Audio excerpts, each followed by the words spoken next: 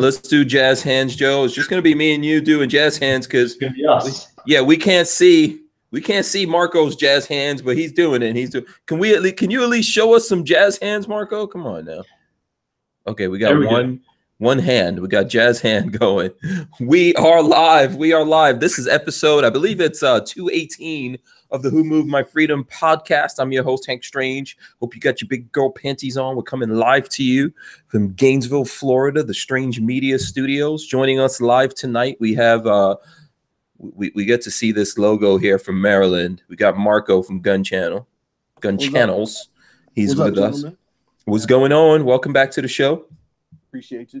Marco's here before. I can't remember what episode number you were on, but you know, it's always lively, keeping it lively. Always. Yeah, the jokes will be flying tonight. Yes, from the state of Maryland. We're going to talk a little bit about Maryland, DC, if you don't mind.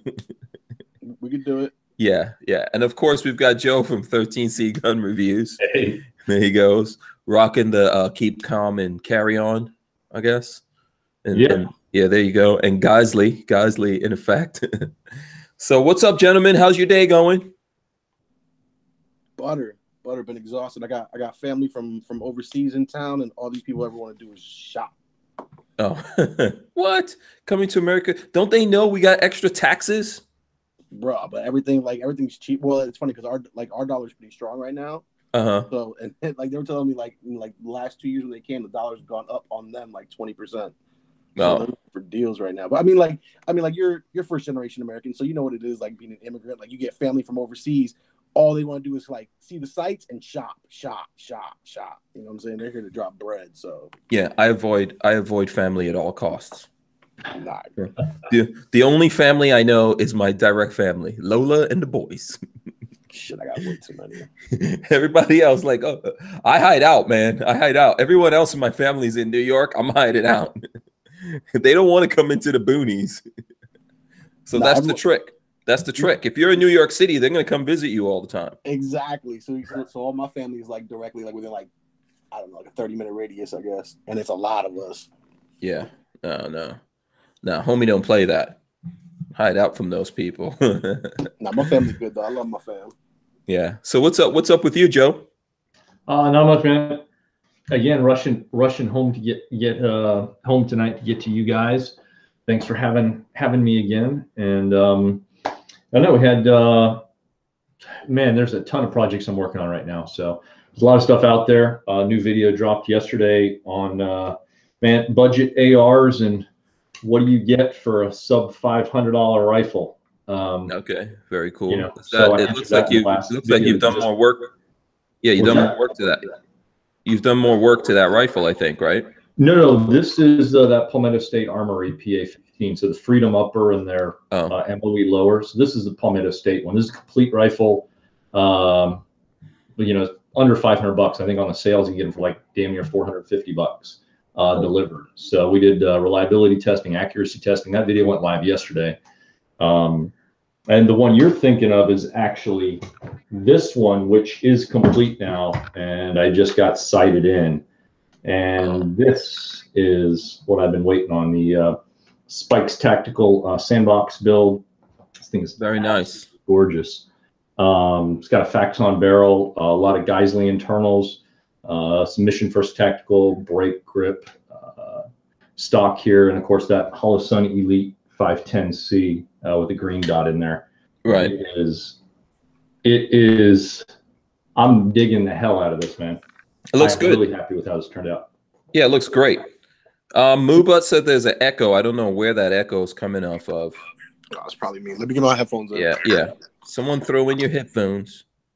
Okay, so Marco's going to get his headphones. While he's going to do that, real quick, I'll let you guys know what we're talking about tonight. Where the title of the show tonight is "Should We Care About Stormy, Strzok, or Superman?" Now, you guys might not completely understand some of what's going on there, so we might have to break it down to you. Is it Strzok, by the way? I think it's Strzok, right? Right, Joe? All right, I know who Superman is. I am missing the Stormy Strzok. I don't know who that is. Oh, okay. So Stormy. Let's start there. Stormy is Stormy Daniels. Oh, okay. Yeah, all right. So yeah, she's back in the news. I heard that name. Yeah, so she's back in the news. I think she was at a strip club or something last night and got arrested. So there you go. That went down. But she got arrested. I think they already dropped the charges. But you know how the media goes. So that's in the news. Strzok, that's the guy from the FBI. Remember the guy who was sending the text about how they're going to stop Trump from becoming president? Okay. All right. Yeah. So that's Strzok. I thought you're like the Stormy Strzok was like the person's name. Oh, no. Sorry, I totally misread that. I just like sat down and jumped in. I did no show prep or anything. I'm totally flying by the seat of my pants. Totally good. Not far from what I'm doing. I just jump into it myself. But yeah, so Strzok is that guy. And I think he was testifying up in Congress. You know, he was talking to Trey Gowdy today. So I think that was all over the news. And Superman, the Superman thing is Henry Cavill got in some trouble. You know, Henry Cavill's the current Superman, right? And a British guy. He got in trouble because he was saying that he's afraid to date because of #MeToo. So he don't. Go ahead. I guess I can see that, right? Yeah. He doesn't want to get into any #MeToo. I think it's funny how Me Too is all about how people feel, but then all of a sudden someone tells you how they feel, and then they become a problem because they told you how they felt. Yeah, it's weird. It's weird what's going on in the world. Let's talk about my feelings and not yours. Yeah. So it's some weird stuff going on in the world. I think we should care about it a little bit. I mean, you know. I definitely think the Me Too movement, you know, has its purpose. I mean, like, I don't think everything could be Me Too. I was just watching a video earlier where, you know, during the World Cup, a bunch of reporters are getting like kissed on the cheek. You know what I'm saying? It's kind of like a New Year's type of atmosphere where like people just walk up to the reporters and kiss them on the cheek. And they're like, well, we just had the Me Too movement. I'm like, you know, but male reporters get like, and then they were showing clips of a bunch of male reporters getting kissed. And they were like, well, this is sexist because females get it more. So yeah, whatever. It's a weird thing that we're doing to ourselves. I thought we were all about love. I thought it was all about love, free love everybody. No, we need more hippie drugs for that. Yeah. There's lots of weird contradictions going on with the snowflakes. That's all I can tell you. They don't know. Are they coming? Are they going? But speaking of Superman, I remember one of the lyrics. You know, like obviously, like you. Well, I don't know about Joe, but me and Hank obviously grew up in hip hop. One of the lyrics that in hip hop that always stood out to me was from this low grade rapper that never really made it big. But one of his lyrics was, "Even Superman can fall off the saddle," and that line stuck with me because it's like no matter how big of a public figure you are or who you are, you can fall off the saddle at any time. Yeah, and that's literally what happened to Superman. I'm trying to remember his name now. Christopher Reeves. Yeah, he fell off the saddle. He fell off the saddle, broke his neck. Yeah, that's true. Do you remember what rapper was it? It was MC Juice. This is all right. So you want to go back in the day? Okay, this is a Maryland rapper. No, actually, no, he's an LA rapper. Either an LA or Chicago rapper. But the way how I found out about him was back when Napster was out, and you used to download Eminem off of Napster. This is before he came out with Slim Shady EP. So this is what, like 99, 98, maybe. That's why I'm laughing. I remember those times. Exactly. So like you'd have to go on the Napster and download like the Rap Olympics, you know, like all these rap battles that were going on in the late 90s. That was it. He was a battle rapper. Okay, yeah. The Napster was strong. Joe, are you into hip hop or do you know nothing about the hip hop? I think a lot of my hip hop ended probably about 10 years ago. So prior to 10 years ago, I've got a decent enough knowledge. More recently, I don't know. It's just, I don't know. Not really. There's not a hell of a lot going on now. No, not really. There's a couple of things that I like or whatever. It's all rap now. It's not hip hop. It has no culture. And it's funny because now they all they want to do is talk about culture.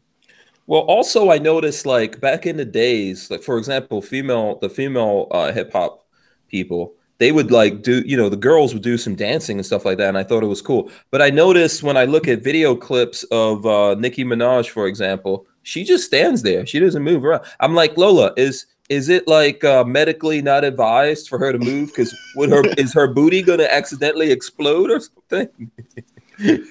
An implant might slip. Yeah, because usually she's just standing there and rapping, and like then the dancers are moving around, but she's not moving too much. You know, the silicone might slide out of place. Yeah, I saw a clip from the BET Awards, and she was on a horse or something, and she still wasn't moving. I was like, oh, this booty might be in danger. If there's too much pressure on this booty, it might pop. So she's pushing 40 now too, right? I don't know, really. I think so. Oh, damn. I see. Maybe old age and silicone, they don't mix. Maybe they don't mix. Who knows about that? So she maybe just got an update procedure. She maybe just got a tuck procedure, got an update. Yeah, Joe's like, Nicki Minaj. I don't know. I'm gonna have to Google that. I'm Googling that right now. I am familiar with Nicki Minaj. Oh, you know about so that you know He's about got teenage kids. Yeah, I do. 11 and 13. So, you know, they shouldn't be listening to anything from Nicki Minaj. No, probably not. No. You want to hear some? You want to hear some fucked up shit? So remember, I told you I got family from fucking out of country. Mm-hmm. All right, I didn't post this on Instagram because I wasn't gonna do it. I'll announce it on your show. Guess who the fuck got dragged out to a Taylor Swift concert last night? Not you. Fuck my life. Taylor Swift. Taylor fucking Swift. I bet you were singing and dancing up in there. Not even, bro. Just don't lie, man. There, don't lie to us. Bro, thank God, like this brand new like question and answer thing came out on Instagram on like the stories because I was literally reading everyone's question, everyone's answer because I had like 5 hours I needed to kill. Wow. Okay, so what was the age of that audience? I'm assuming all those kids were like 12, 13. My little baby cousin, she's 15 now. Yeah, so they're all like about her age. Oh, okay. Yeah. Oh, the Taylor Swift. I don't really know anything about Taylor Swift. I don't. I just know her name. I don't know the fuck she is or any of her songs. Yeah. I wouldn't mind going to like the old school hip hop concerts, huh? How do you not know who Tay-Tay is? No, I know the name Taylor Swift. I know she's a singer. Yeah, but I couldn't name you one of her songs. Like I remember, like after hearing them, like I was like, oh, I never knew she. Wait, hold on. I bet you I can come up with something. What was it? Look What You Made Me Do. There you go. Is that a song? No, the one that I know was So Call Me Maybe because my goddaughter fucking played that shit to death. No, that's somebody else. The Call Me Maybe. I swore that was her. No, that's. Yeah, see, Joe is an expert of this because I've actually got 3 daughters, so this is totally all my genre now, more so than the other. Yeah, so no, that's somebody else. That's I want to say that's somebody who was like a one-hit wonder or something. It wasn't Taylor Swift though. Carly Rae, that's who it was. Yeah, there you go. Yeah, see, I don't know.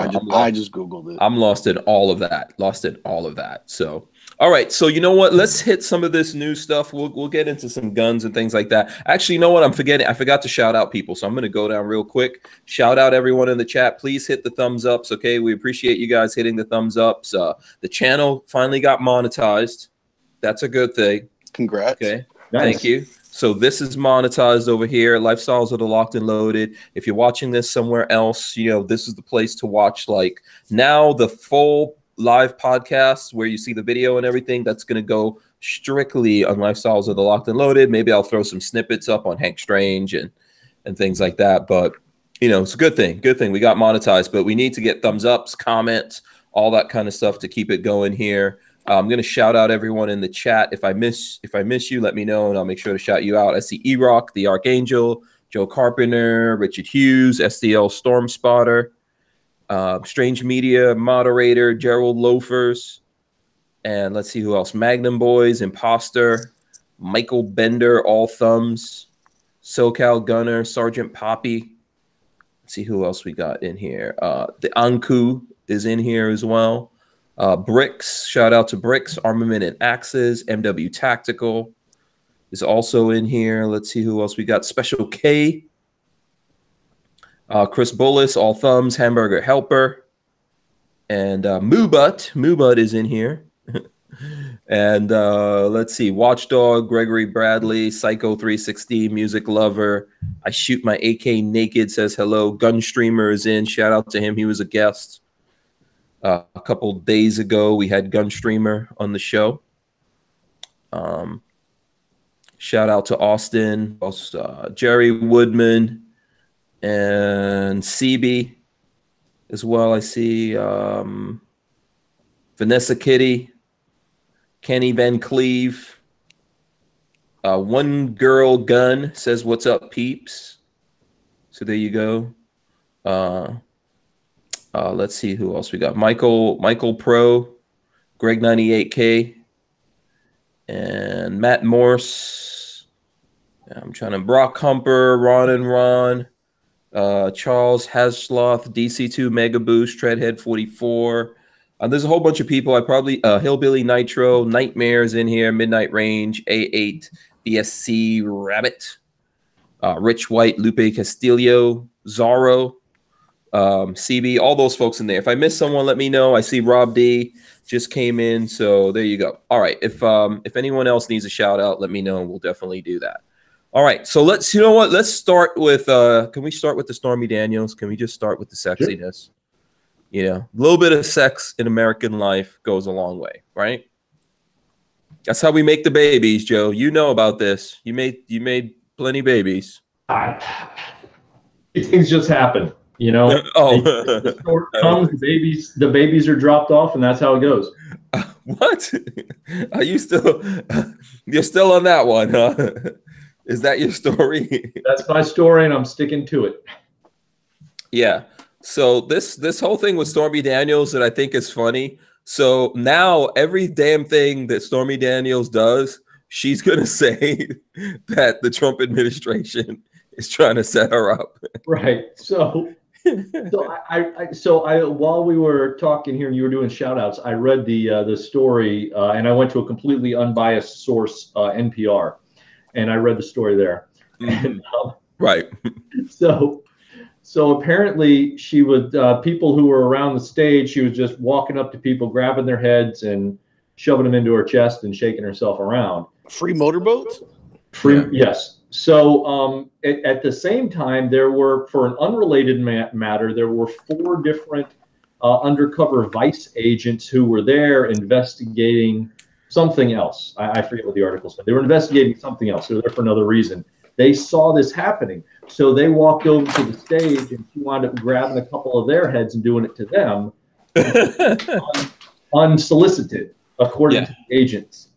Yeah. So that's when they then arrested her and took her out for, you know, multiple violations there. What apparently, synopsis for everybody watching, is that the lawyer is trying to get her out or got her the charges dismissed because she doesn't regularly appear there. Oh, okay. And so apparently it's I hate to use the word loophole in the law because I don't know where all that came, you know, all the reasoning for the way the law is worded, but that's how they got her out of it. Now you would think someone who is a regular performer like that, even if that's not their regular performance location, would quote unquote know better than the law. But I mean, it's not like they got her on something that wasn't, you know, a one-time little thing. Apparently it was, you know, and then she did it to 3 undercover agents as well. So yeah, she did it more than once. Right.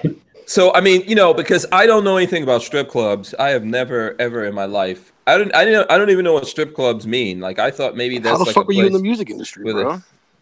I'm totally lying, Marco. Oh, okay. I'm lying. I'm trying to appear innocent. So basically, I guess in certain states, you cannot, in a strip club, you cannot make contact.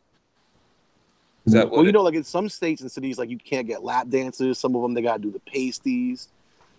You know, from a slutty boy perspective that I am, I thought she injured somebody. I thought she did, you know, like fell down the pole and did the splits on someone's crotch and like hurt him, or like was shooting ping pongs out of her snatch and fucking poked somebody's eye out, or splashed hot wax on her and fucking got it on somebody else. I thought she hurt somebody, but yeah, I haven't seen any of these shows. What I know for a fact is since all of this news broke, or whatever, her whole thing with Trump, she's been making money touring all over the country doing shows. And I was thinking she's famous, so she doesn't really have to do that much in the show because everyone's going to go there just based on, it's Stormy Daniels. I want to say she was here. She was up in Baltimore like early fucking summer. I want to say like May, June. And were you up in the strip club, Marco? Don't lie to us. Nah. I go to Stadium, bro. Oh, okay. Stadium keeps it popping. Oh, okay. Someone in Maryland has to tell me. I don't know. I mean, I've been to Maryland. Lola's from Maryland. I was just talking to her brother who's in Maryland. He just shout out to Lola's brother. He just he had his car parked in front of his house, and a school bus came and crushed it. No I know way. I'm laughing, but that seems like it's just funny to me. Nah, our streets are narrow as fuck down here, and I live at the bottom of a hill that kind of connects to a major thoroughfare, Connecticut Avenue. And fucking like, bro, like literally, like I sit in my car and like I can hear like, you know, I'm warming up the car and like these cars zip right by. I know my car's gonna get smashed one day. Oh yeah, his car got totaled, and but he wasn't in it. And then I guess the police came and knocked on his door because the school bus driver had to report it and all that. But he said it was totaled out. Well, and fucking county, so he'll get paid out. Yeah, but he said that the thing that happens is they're just going to pay him for the value of the car. Then they don't have to do any more than that since he wasn't in there because the county's kind of like protected, which I'm not surprised. Maryland. Yeah. That's how it goes. But anyway, so and I'm going to talk. I have some stats from DC area that I want to talk about somewhere here in the show. But so, yeah, she's traveling around the country making money. I don't know how much money she's made yet. She might wind up in Forbes magazine, you know. She probably gets like a rapper fee, you know, like just a straight up appearance fee. Yeah, she might make $1 billion though. She might make $1 billion off of it. Nah. So, Did she write a book yet? She write a book yet? Joe, did she write a book? I don't know. I don't know. I have no idea. I'm not aware of her literary prowess. Yeah. So I only know the other. I only know her back cover. Vanessa Kitty says Stormy Daniels was here in this town in June 23rd. I think Vanessa Kitty's in Connecticut. I could be wrong. So yeah, she's traveling all over the country. She's making money. So there you go. Traveling star. Yeah, and so she got arrested. I think they already dropped the charges because maybe they didn't really know who they were arresting. And then they were like, drop the charges. I read that everywhere. The charges already dropped. Yeah, so maybe once they figured out that out, they were like, damn, you know, this is going to be more publicity than we really want. I mean, how do we know those guys weren't just like hanging out in the strip club? Pulling an Axel Foley? Yeah, just, you know. Or do you think it was probably work? Okay, I'll give it to them. It was work. But I think Stormy Daniels right now in America could get away with murder.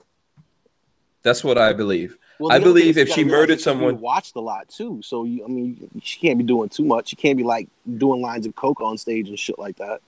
But who's she being watched by? By everybody, social media, the news, everybody watching her. I mean, like everything that she does fucking makes headline news. Think about it. Like who the fuck is she really, other than a girl who fucked Donald Trump? And she's on every major news network for getting arrested for the most minor of misdemeanor crimes, and she's not even like the best stripper in the country. So, but I think that's good stuff for her. I think that's like publicity for her. She's enjoying it. But I think anything that happens, because the first thing that her lawyer said is that this is the Trump administration. But once again, I mean, like she can't purposely put anything out there. So, like I said, like she can't do a line of coke while on stage and get away with it. Yeah, you know what I'm saying? So, like stupid shit like that, like. I think she could get away with it because she would say that the coke was planted by Trump. I'm pretty sure of that. What do you think, Joe? Because I think if you get into a situation like this, man, anything that you do, you'd be like, you know what? I just ran that guy over. That was Trump's fault. Yeah. She's going to claim everything is politically motivated at this point, and I would not be, surprised at all. You know, so no, not at all. I would do it. I would do it if I was her. That's what I would do. Yeah, politically motivated. Yeah, that was the Russians. Yeah, you know. I think in a passive way, like what you say makes sense, but in a direct way, like she can't be wild and out there. She can't. Yeah. I think Bricks says we know. Like Bricks says, y'all know Trump put in a call to drop those charges. See, that's the other thing. Like Trump doesn't probably want her at all to be in the news. Like that's the thing that I think. Like this is why I know that Trump didn't call someone in Ohio and go, listen, do me a favor.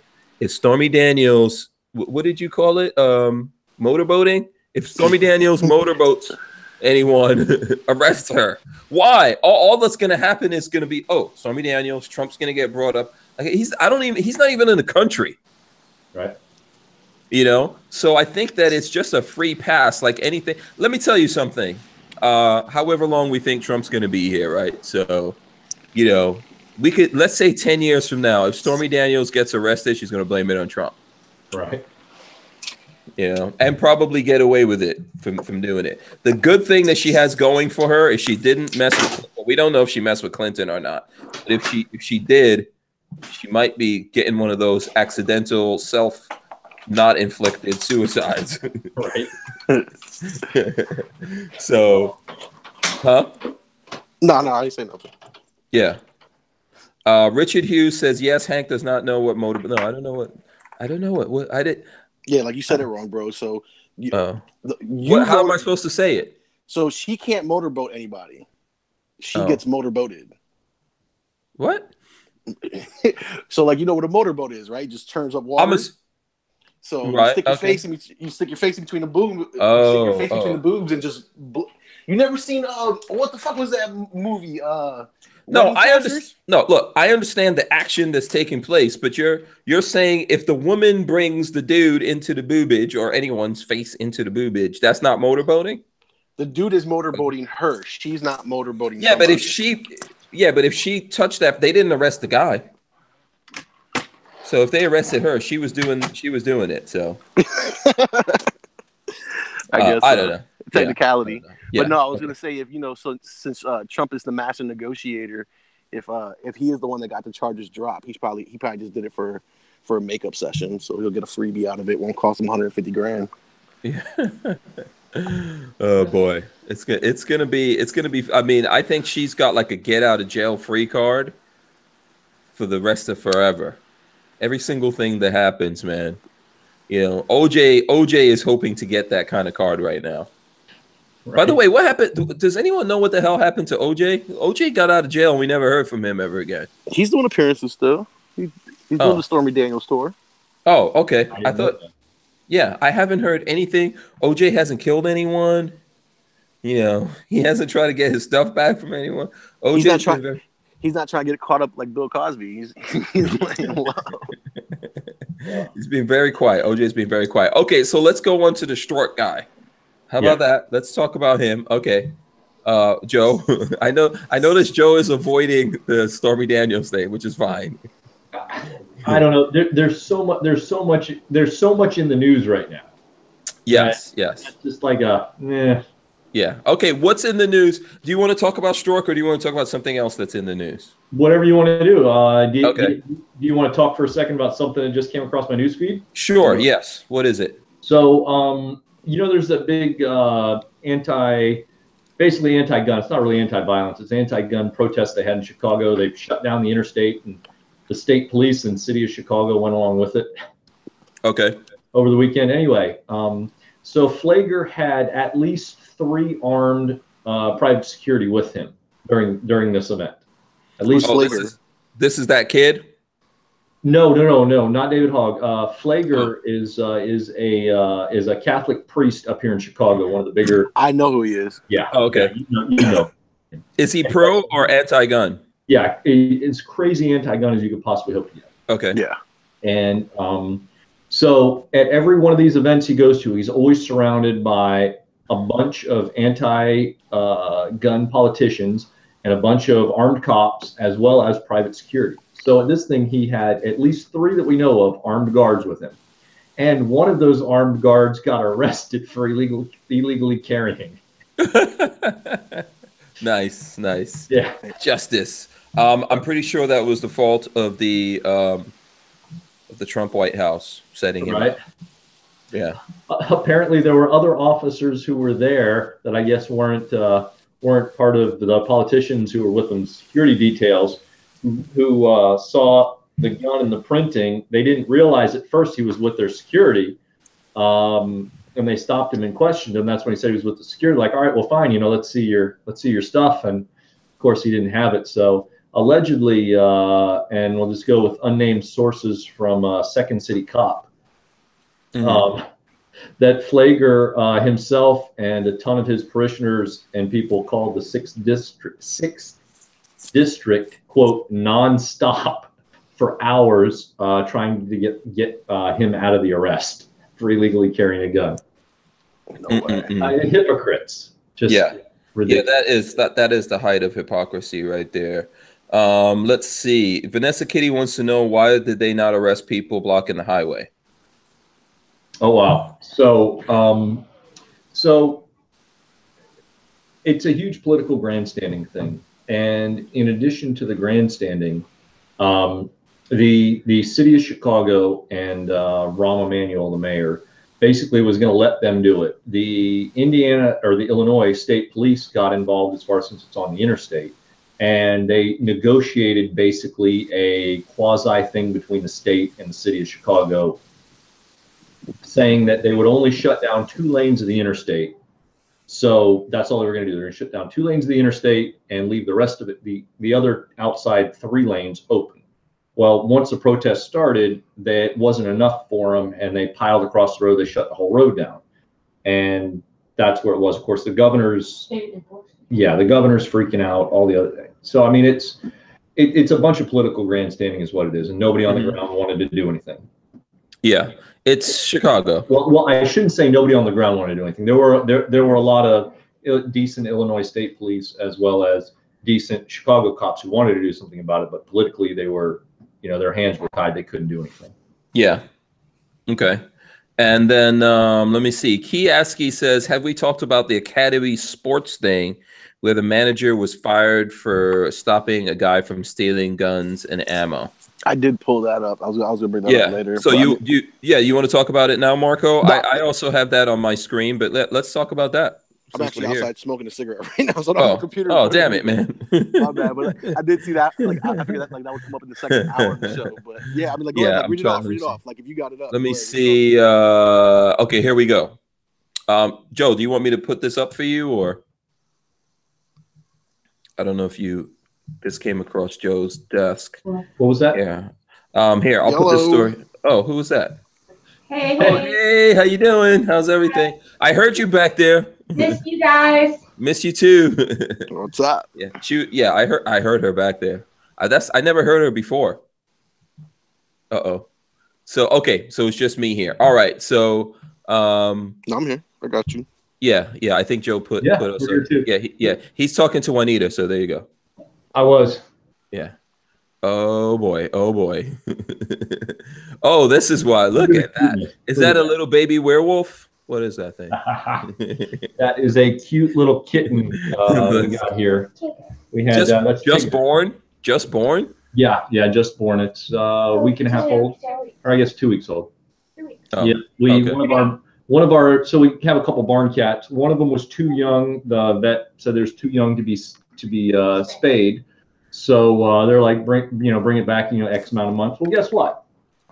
Yeah, it's a barn cat. Come on, bend the rules a little bit. So of course, now that happens. So I'm gonna bring her back as soon as she's getting ready to go back outside, and say to the vet, well, is she she just had a bunch of kittens. Is she still too young? So who's the cat person? Is it you or Juanita? So I was never a cat person until we had cats. Until my wife, we got a cat. I know years ago, right after we first got married, and Patrick Henry, the cat, and he was actually a really cool cat. So he turned me kind of into a cat person. Now living out here, and I'm probably where you are too. Do you have outside cats? I did, and then one of my dogs that I had, she scared or killed everything off. All right. So those cats, like my dog, I have my dog I have now, Sailor, but I had this other dog, and I had to get rid of her because my neighbors don't have fences, and their dogs are coming onto my property. I've got fences and everything, but they have little baby chihuahuas that kept coming on my property, so she kept killing their asses. Yeah. So I had to give her to a friend of mine because the the pound, they came and told me that they would take her if she kept killing these dogs that kept coming on my property. So I don't understand. But anyway, that's what happened with that. Yeah. Gotcha. Yeah. So up here, I'm very anti-cat. Fuck cats. Yeah. The corn and the soybeans, we have to have cats outside in the barn and outside, and we take care of them, we get them their shots and stuff, but they're mostly feral outside cats. because otherwise the field mice and stuff like that, you would be overrun. There's no amount of baiting and other stuff you can do. You need an alpha predator out there to take care of those things. Yeah, cats are great outside. Yeah, they're great for not like for all those what are they, gopher moles? Or, yeah, anything. They'll take care of those little pocket moles and stuff. Yeah, pocket moles, I guess. Yeah. Yeah. So I think it's great. I'm fine with cat being outside. I don't trust a cat though. I'm with Marco on that one. Exactly. That's exactly like why I don't fuck with them, because I don't trust them. Yeah. Even that little cat was looking at me funny. That little kitten. It probably knew. It probably knew. Yeah. Yeah. Okay, let's get to business here. Yes. So I put a link up in our internal chat. The folks here, I'm sure you guys have seen this. This one's from USA Today. Sporting goods store manager fired after tackling shoplifter who stole 2 guns. The manager of Tallahassee's Academy Sports was fired Tuesday after tackling a suspect accused of stealing a handgun last week. The suspect also allegedly threatened to shoot people. Dean Crouch, 32, was the store manager who stopped Jason White from leaving the Mahan Drive store with a .40 caliber pistol from the firearms counter on June 29th. Academy has decided to, instead of treating him like the hero he is, they terminated his employment effective immediately because he put his hands on Mr. White, Crouch's attorney Ryan Hobbs said. Wow. Yeah. So this guy ran out with the gun, a stolen backpack, 5 boxes of ammo, and 2 magazines, and threatened to kill people. I mean, this guy, and I guess the other employee that helped him, and I would assume the other employee probably is going to be terminated too, right? They're heroes. I mean, they probably saved somebody's life. And now, and God knows what kind of liability for, the guy running out the door with this, because whoever would. Yeah, if you're stealing a gun from a store, you want to use it in a crime. Right. Yeah. So, I mean, how they're not, I can't imagine being, even if what he did was technically against policy, put a note in his file, how do you fire a guy like that for doing absolutely positively the right thing? I mean, it blows my mind. I think it's a money thing. I don't know if Marco wants to jump in. If you look at the mugshot of this guy's basically smiling in the mugshot. You know why? Because Academy doesn't have gold teeth though. Yeah, well, like that's a gold teeth smile right there. Yeah. He probably took him out. But like what I was also reading on this article was actually 4 hours earlier, before he walked into the academy, he had walked into Cash American Pawn and stolen a .380 and a .45 as well. So I don't know if they recovered those after they took him into custody. But it seems like 4 hours earlier, he had ganked 2 other guns from another shop. Yeah, this guy was planning on doing something bad. I mean, Tallahassee is not. My older son goes to school in Tallahassee. He's not there right now, but that's where he goes to school, and it's not an easy going place like people think that it is. And if you're looking at it from the outside, so I don't want people like that running around anywhere. Where you guys live, where I live, I don't want them running around, and I specifically don't want them running around a place that my son goes to school. Right. So this guy did something good for us. The problem is that he's smiling and happy because he got tackled. And I guarantee you he's going to get some kind of lawyer. He's going to lawyer up. They're going to be trying to sue Academy Sports. That's why they have this policy of just let people take whatever they want. But I still think the guy did the right thing, because if these guys went out there and killed someone, to rob them, we can't pull that person's life back. Better to be fired. I don't think it's a cool thing. I think it's tough to live in Tallahassee. That's a huge blow to that guy's family to lose that job in Tallahassee. But some other gun shop will pick him up, and it'll probably be a mom and pop shop. He'll get paid better. He probably lose benefits, but you know what I'm saying? Like those chain stores, they always pay you like shit. Yeah. Yeah. So here's the quote from the one of the officers' reports. The officer said, quote, "He repeatedly said, 'I stole it and I admit to it,' and quote, 'I'll steal again when I get out of jail.'"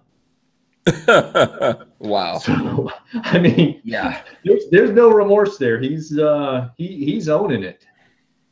Yeah. I think this guy did the right thing. I mean, you know, why are these guys stealing guns? They only want to do bad with these guns. I mean, did he not see the sign? There's a waiting period. There's a waiting period for handguns in Florida, isn't there? If you don't have a CPL. There is now. Yeah. If you don't have a concealed weapons permit, yes. Yeah. It's mandatory for everyone. It didn't used to be that way, you know, but it is now. And it's for everything, not just handguns. So before it was that way for handguns before and not rifles. Now it's that way for everything. Obviously, if he would have known, he would have, you know, taken it and waited there before running out of the store his 3 days. Yeah, right. Yeah, obviously this guy's trying to do something wrong and they're punishing. I think what we should do is not shop in Academy Sports, man. They don't deserve our no, absolutely not. You know, yeah, Will Killer Keller says, find the nearest sinkhole, problem solved. I totally agree. I think we should dig a sinkhole to Mexico. You know, like I think we should get Elon Musk to make some kind of like sinkhole loop that you put people in that sinkhole and they loop out over the border into Mexico, but they can't come back. See how that goes. See how Mexico likes them. Yeah. See how much fun that is to go into Mexico. Speaking of my brother-in-law, when I was talking to him, he was talking about how he was down in Mexico with his boys, and his boys got pulled over by the police in Mexico, and they wanted to get bribed. I think they wanted to get like they wanted $35 or something in a bribe, and his boys didn't feel like bribing them, so they got arrested. Bro, like, you want to hear an interesting story? So my what was it? It was my senior graduation trip, right? We had just graduated high school, and me and 4 buddies, we go down to Mexico like with the school trip. So there was like maybe like a dozen from our school, but like basically like everyone from the county was going. So we get down there. It's our first night. Our plane got delayed by like 3 hours. We were supposed to get there like midday. We didn't get there till like almost midnight. So by the time we check into our room like at midnight, we just go in there. We drop our bags. And we're like, fuck it, let's go out and get drunk like right now. Like, wait, you were in high school, you said? Yeah, we're 18. You can get drunk in Mexico at 18. So, okay, all right. You know I get it. So, and you went to high school in Maryland? Yeah. Oh, okay. Like, and yeah, your school trip was out to Mexico. Yeah. So okay. we were like, fuck it, let's just go in there, toss our bags in there, let's go get drunk right now. Like, we can't waste our first night. Like, why are we being sober on our first night? So let's get out there and get sloppy. So we get out there, we drink till like 2 o'clock in the morning, 3 o'clock in the morning. We're coming back. And, you know, 18 years old, what do you do when you're drunk and you feel like you're invincible? You just start walking and peeing at the same time, right? So I'm walking down the street, you know, just neat, you know, swinging around, peeing down the street. And I don't know if he was a cop or a security guard, but I just feel someone just put their hands on my shoulder and start grabbing my hands and like, you know, cuffing me and shit. And I'm like, fuck. And I was like, well, thank God I can speak the language, right? So I started talking to him in Spanish. He's like, man, you're getting arrested. He was like, when did you get here? I was like, a few hours ago. He was like, man, you just got here. He's like, man, you're pissing in public. I got to take you in. And I'm like, nah, man, like there's got to be something we could do, right? He's like, all right, give me all your money. And I was like, and literally I just got off the plane. So I had a pair of cargo shorts. So I had like $1,000 in one pocket and like a loose $20 bill in the other pocket. That was all my money for the whole trip. So luckily I just stuck my hand into one pocket that had the $20. And I was like, look, man, it's the end of the night. This is all I got. All my other money's back at the hotel. He took the $20 and let me go. But I literally could have lost all my money or my entire trip. And I learned not to pee in public no more. the almost expensive way. I don't know about you, Joe, but there's a lot to unpack in this story for Marco. There is. It's a large suitcase with a large piece of baggage with a lot inside. Yeah, there's a lot to unpack here. A lot. Like Steadley says, what school vacations to Mexico? Let's start with that one. Yeah. So what it is, it's like it's kind of like a travel agency. So like they hit up your school and they're like, okay, like students, do you want to go? It's like I'm like each. So this wasn't a school. So you didn't have teachers with you. Oh, okay. No. So this is, I mean, because at that point, like they're expecting you to be 18. You know what I'm saying? So it's just, you know, like it's like a travel agency shows up to your school and like, okay, who wants to go to Mexico? But you're not going to tell us. You're not telling us what school in Maryland you went to. I went to Kreinstein. Is that the name of the school? No, it's called Albert Einstein High School, but everybody calls it Crimestein. Oh, okay. Albert Einstein High School. Okay, I gotta ask Lola if she knows about that. I think Lola went to what Lola went to. She went to BCC. She went to BCC. Yeah, she was privileged. Yeah, Bethesda, Chevy Chase. Well, that's what I was thinking. You went to one of those like hoity-toity, rich high schools where the kids go to Mexico on vacation. Nah. And they get drunk and they pee all over the streets. So what? There's probably like 1,000 kids in my graduating class. I think like a dozen of us went. Oh, okay. And what did your what's your parents say about this? My parents didn't pay for it. Oh, okay. But they knew you were going to Mexico? Yeah. Oh, okay. Yeah. Okay. I guess my kids are sheltered because I would be hell no, you're not going to Mexico. Well, I mean, like, keep in mind this is 01, so this is like pre cartel and shit. No, the cartel's always been up in Mexico, dude. Yeah, but I mean, like you're going to this was before Cancun was like the murder capital of Mexico. This is like when the Colombians were still like the big. Yeah. I went out to I've been out to Cancun. Cancun used to be safe. I don't think it's so safe anymore. It's the murder capital of Mexico now. Yeah, people still go. I'm telling you, my brother-in-law was there a couple of weeks ago, and him and his boys didn't want to give up I would give up that. Like the thing I told him was like $35, $36. I'm giving that guy $40. Let me go about my business. Yeah, no, so, but he was about to take me for all my money for the entire trip. I would have been broke as fuck. Yeah, James Lawson said his high school senior trip went to Cancun. His ass went to MCRD San Diego, USMC boot camp. Yeah. So yeah, man, that's Mexico. Like I think Americans don't realize, and I know we're sidetracking from this Tallahassee story, which I think it's terrible. It's a horrible thing to happen, but I think Americans don't realize until they go to another country and get jammed up and get into something and get arrested, and they're in a foreign country, then they realize all the stuff that they're talking about America being horrible. It's just a little bit slightly inaccurate, I've almost been arrested in a couple of countries. Yeah, it's not a good look. It's not a good look. You don't want to get arrested in other countries. You don't usually walk away from that. And if all they're asking for is a bribe, I think give it to them and walk away. Yep. Say thank you very much for helping me out to help you. You're helping me help you. Give them the money and get the hell out of that. And I know his friends were like, he told me his friends were like, yeah, they thought they had rights and shit. Nah, definitely not. And then when they got to the precinct, they were trying to bail them out. It's like, yeah, it's like $350 each now. So that was looking like a real good deal when they got arrested. Just something for people to know. Okay, we got sidetracked from this thing in Tallahassee. Joe, what do you think about the whole deal there? I am unfortunately, I'm not surprised in today's corporate environment. At the same time, I am really saddened and distressed over it. I mean, I feel horrible for the guy. I mean, you see a picture of the guy's family here. Yep. His wife, just trying. Guys out there trying to do the right thing. Yeah. Has anyone started a GoFundMe for him yet? Does anyone know this? I don't know if there is. I do not know, but I tell you, I'll donate a few bucks to help this guy out. And, I guarantee you, like, he has the job offers flying in like before Monday. I'm trying to see if there's like a GoFundMe or something like that. But if anyone knows about it, let me know. We'll put it up. We'll post it up somewhere. We should all help this guy out. I'm going to do a social media blitz against Academy. I mean, you just can't do this sort of thing. I mean, the population that they allegedly cater to, right? Just like Dick's Sporting Goods, right? The population that they allegedly cater to is, and I get Dick's is trying to move into the true sporting goods, non-firearms side of things, like freaking badminton and stuff. But it boggles my mind that they would that they would even think at the corporate level that's a good idea.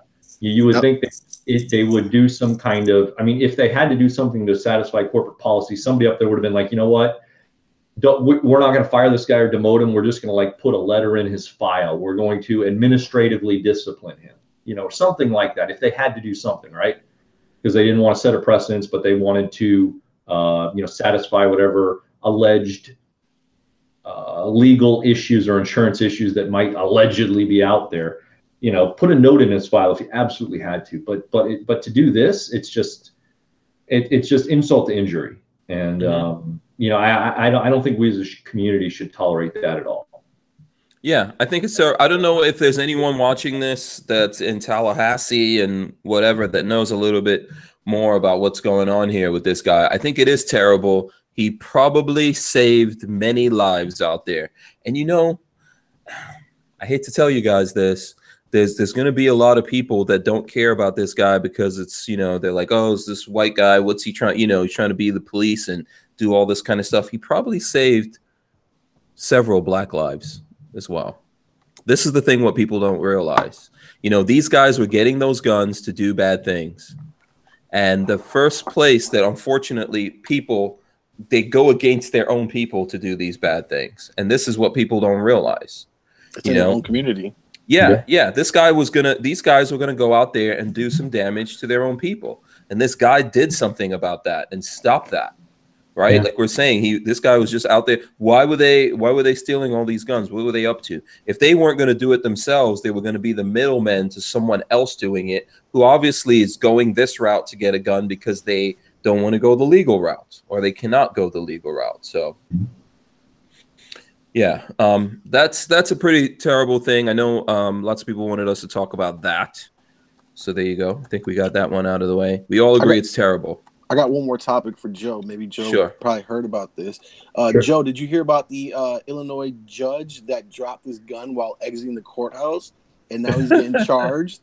And the funny thing is, so there's an actual Illinois law that states judges cannot bring guns into whatever, or authorized personnel. But because they're an authorized personnel, and even though they did break the law, the charge for a first-time offense is only $150. So someone who lives in a state where it's a May issue, and someone getting caught with a gun, or a gun falling out of their pocket and being caught carrying a gun when they're not supposed to, where in my state it's 3 years, and this guy's looking at a $150 fine. That's the interesting part to me.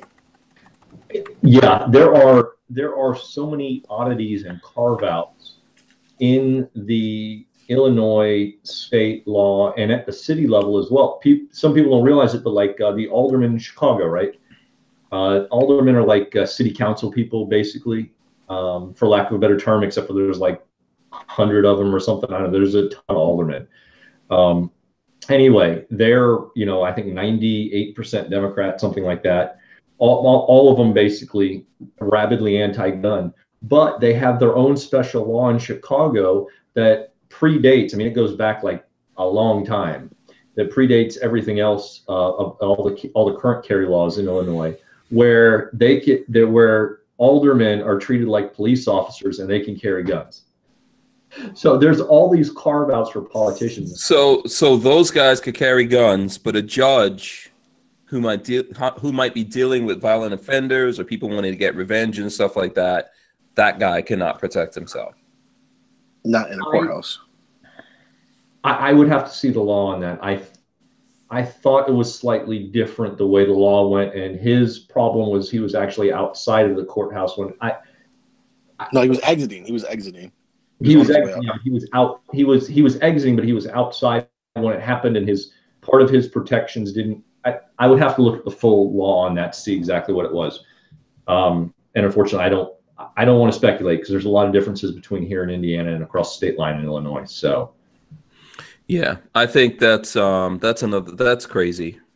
Yeah, right. That's a crazy thing right there. I don't think that makes any kind of sense. But once again, we know how that goes. Steadley says, become a sworn LEO and carry everywhere all over the country. Easier said than done. Like Shaq. Become Shaq. Yeah. That's I think there's just so much crazy stuff. You know what I was just thinking? I don't want to go back to it, but let's go back to the story in Tallahassee. So basically now, all of these stores, not just here in Florida, but all over the country that have these policies, people can just walk in there and get free guns. Yeah.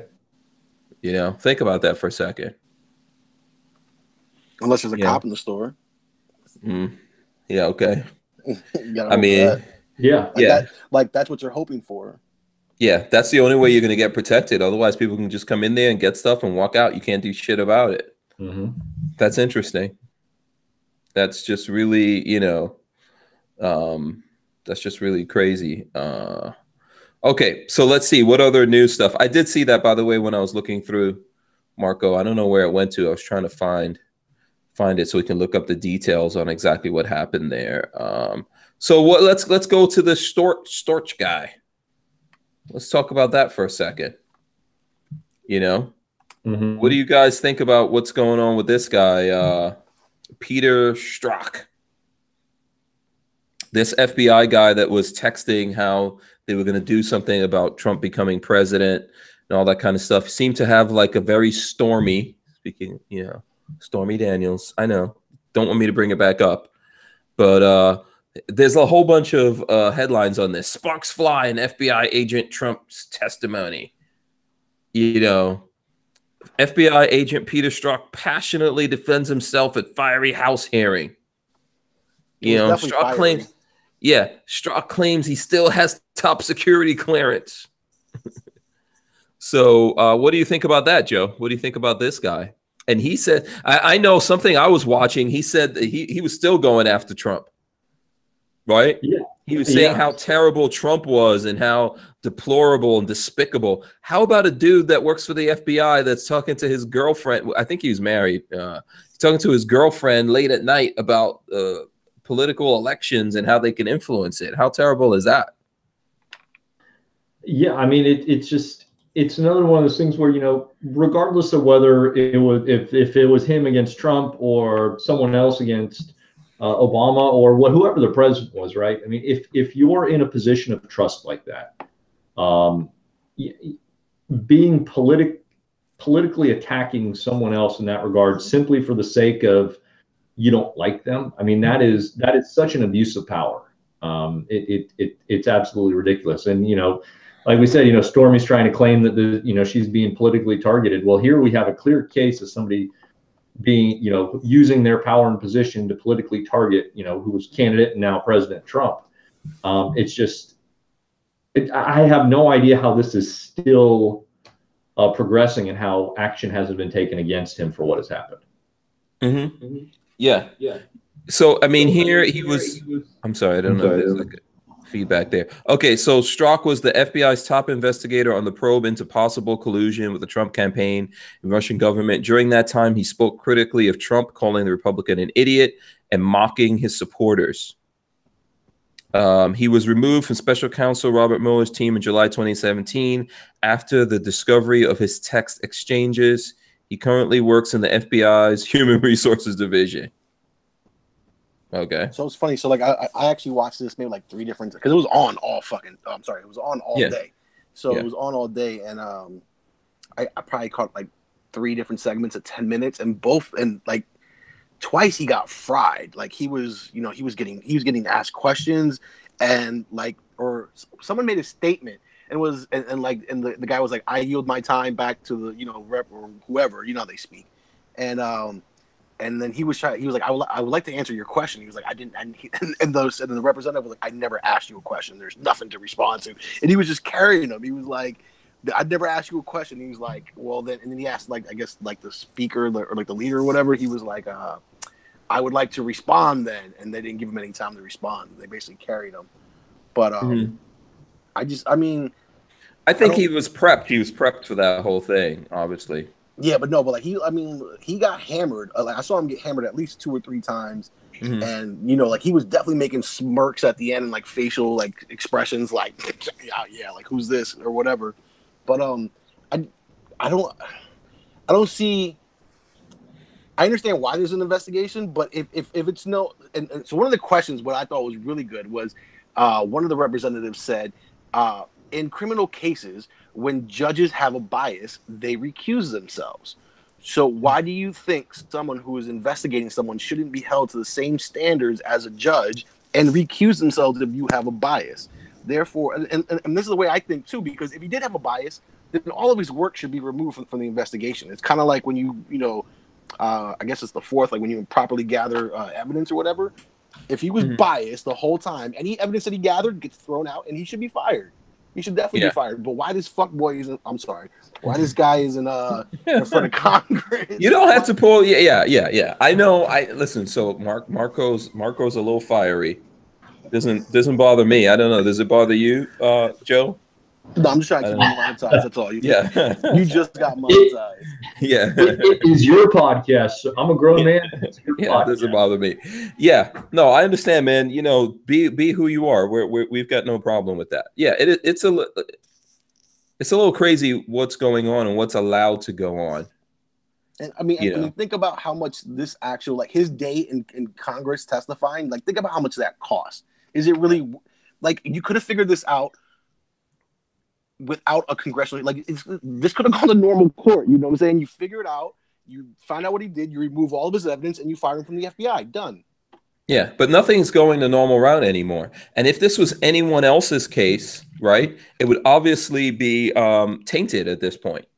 If this was any other case out there, it would be tainted. Like, how can you have these people investigating someone? And then we're surprised, like it drags on and this thing's going on, that thing's going on.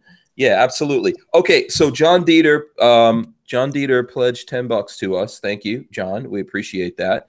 And he wants us to talk about the city that canceled the March for Our Lives protest due to pro-gunner showing up. So I was looking that up. I don't know if here, let me see. I can share this article with you guys because John, I think, is onto something really good here. I'll put this in the chat so you guys could see it. And then I will also go in here for anyone who's in our chat who hasn't seen it. You guys can take a look at that. Hold on a sec. Are those the huge boys that like you had on like the other day? Yeah, that's what I believe. So let's read it. A March for Our Lives event was canceled over concerns about a gun rights group. So what's happening here? Survivors of the shooting in Parkland, Florida, were supposed to hold a town hall in Salt Lake City Saturday, but their host suddenly canceled over concerns of a contentious situation. A movie theater in Utah reversed its decision to host survivors of the Parkland, Florida mass shooting during a nationwide tour because of concerns that the town hall could spark a contentious situation amid an ongoing back and forth between a gun rights group and March for Our Lives activists. So on Wednesday, 3 days before the planned event, Larry H. Miller Megaplex Theater said in a statement that it had decided to cancel the gun reform rally, saying that the company had not been aware of the full context of the tour. So when this event was initially booked, the full context wasn't fully understood and now appears to be escalating into a potentially contentious situation where additional security will be required, the company said. So if you go on, you can go on and read this article. So the theater group backtracked on its plans to host the teens one day after the Salt Lake Tribune published a story chronicling the Utah gun exchange journey. The company, which McLean calls Utah's version of the NRA and very well organized machine, has been showing up at March for Our Lives events in a black armored vehicle with a massive gun on top, encouraging Second Amendment supporters to join them, including pushing people to attend the Salt Lake City town hall. So basically, that is that's Brian that we had on from HugeTube or Utah. What was it? What was the group? Utah Gun Exchange. Yeah. So, dude, he's getting it done, man. He's getting it done. Yeah, hell yeah. Big props to him because I mean, regardless, I mean, like the event being canceled and it not even happening is, I guess, positive. Well, it's positive publicity for us. You know, in this case, no publicity for them is positive publicity for us. Yeah. So Vanessa Kitty wants to know if March for Life is anti-gun or pro-gun. They're anti-gun. Those are the kids that that whole thing got spawned out of what happened here in Florida. And then these kids, you know, obviously these kids are very well funded and they've been going around. They created a lot of damage in Florida and reversed people's rights here in Florida for what could be permanent, in my opinion. You know, I don't know if we'll actually be able to overturn it, but they did a lot of damage here. So Utah Gun Exchange, and Brian, I'm not sure how to, I think his name is Melchior or Mel. I should have asked him when he was on. So this is the guy that was on a few days ago, and he was talking about how he was in New York City, where this March for Lives were protesting in New York City. He's basically following them around the country with his team, and they're counter-protesting them everywhere that they go. And that's what's going on here. We had him on. There's a clip actually that's out there where he's talking about how he got arrested in New York. I think it's a good thing. I don't think that event is totally canceled. I think they're going to try to move it somewhere and not have Brian find out where they're going to be, but I'm pretty sure he's still going to find out, and he's going to wind up over there. It's in his backyard. Yeah, I mean, the numbers will be a lot less. Like, and I was going to ask you that question. Like, are they out of Salt Lake? So is that like his direct hometown? I know he's in Utah. Yeah, I know he's in Utah too. I yeah, didn't know it was Salt Lake itself. Yeah, so I'm not exactly sure. You know, and they're on the road. We would have to reach out to him to find out exactly what's going on there. But if you follow those guys, because he's chronicling everything, so I'm pretty sure he, I'm pretty sure he has something to say about this. So what do you think about this, Joe? I did you guys see the vehicle? I take it you guys saw the vehicle they drove, right? The Bearcat, yeah. Yeah, that was just awesome. Yeah, it was amazing. Yeah, it was awesome. Yeah, it is. If you haven't seen the vehicle, go check it out. It's a Bearcat with a mounted. What was mounted on the top of it? I don't remember what gun that was. I have no idea. I can't remember either. Yeah, I think that's in New York City. So I know they're saying in this article that he's driving around with that gun. I don't know if he put something else. I would build a paper mache gun and put it up there. I don't care. Right. Just spray paint the tip orange. You'd be all right. Yeah. No, but they took it. I don't think he's gotten it back from New York City yet. So the actual vehicle itself, or they impounded the vehicle in New York City, and they took the gun off. And he obviously has the vehicle back because he was driving it around when he was on our show. He was in the vehicle, but I don't think he had the gun back. This is something we would definitely have to check with him to find out. So Florida Gun says it's usually topped with a replica machine gun that is propane powered, so it sounds like the real thing but doesn't shoot bullets. We've seen that we've seen things like that all over the place. So, he's got to have a backup. He probably got it overnighted to him, like wherever he is on the road. Yeah, Dale Nichols says it's a 50 cal inert. Okay. Yeah. And then, yes, it's definitely a replica. I think he got into trouble in New York City because it didn't have it wasn't orange tip. There's some rule about that. That was the only thing they could probably use to go after him. If you look at the clip, he said that while he was in prison, while he was locked up, he could hear the cops outside talking about his Bearcat and taking pictures with it. So you should just be happy he didn't make it to Rikers. Yeah, that's what I said. I was like, how far did you get? Did you get to a precinct? I don't think he made it to like central booking or anything like that. So, but good on him, man. I think he's being effective. Yeah. In what he's doing out there. That's a great word to use. I mean, like he's actually affecting. Yeah. So let's see. Rodney Brady says, check, Queens, New York City via Florida. All right. I respect it. I'm from Queens myself, Far Rockaway. So there you go. CB says, I've been to Rikers for work. My dad actually worked in Rikers for a little while. When he first started teaching in New York City, when you first start working at the Board of Ed, that's one of the places they assign you to Rikers. And he said that was like the most miserable thing that he ever did. So and then Matt Davis says, wow, scary stuff, arrested for making smiles. Right. So, and then Chris Gibson says, question off topic. Everything's off topic here. We're all off topic all the time. Thinking about a binary echo for my 10.5 inch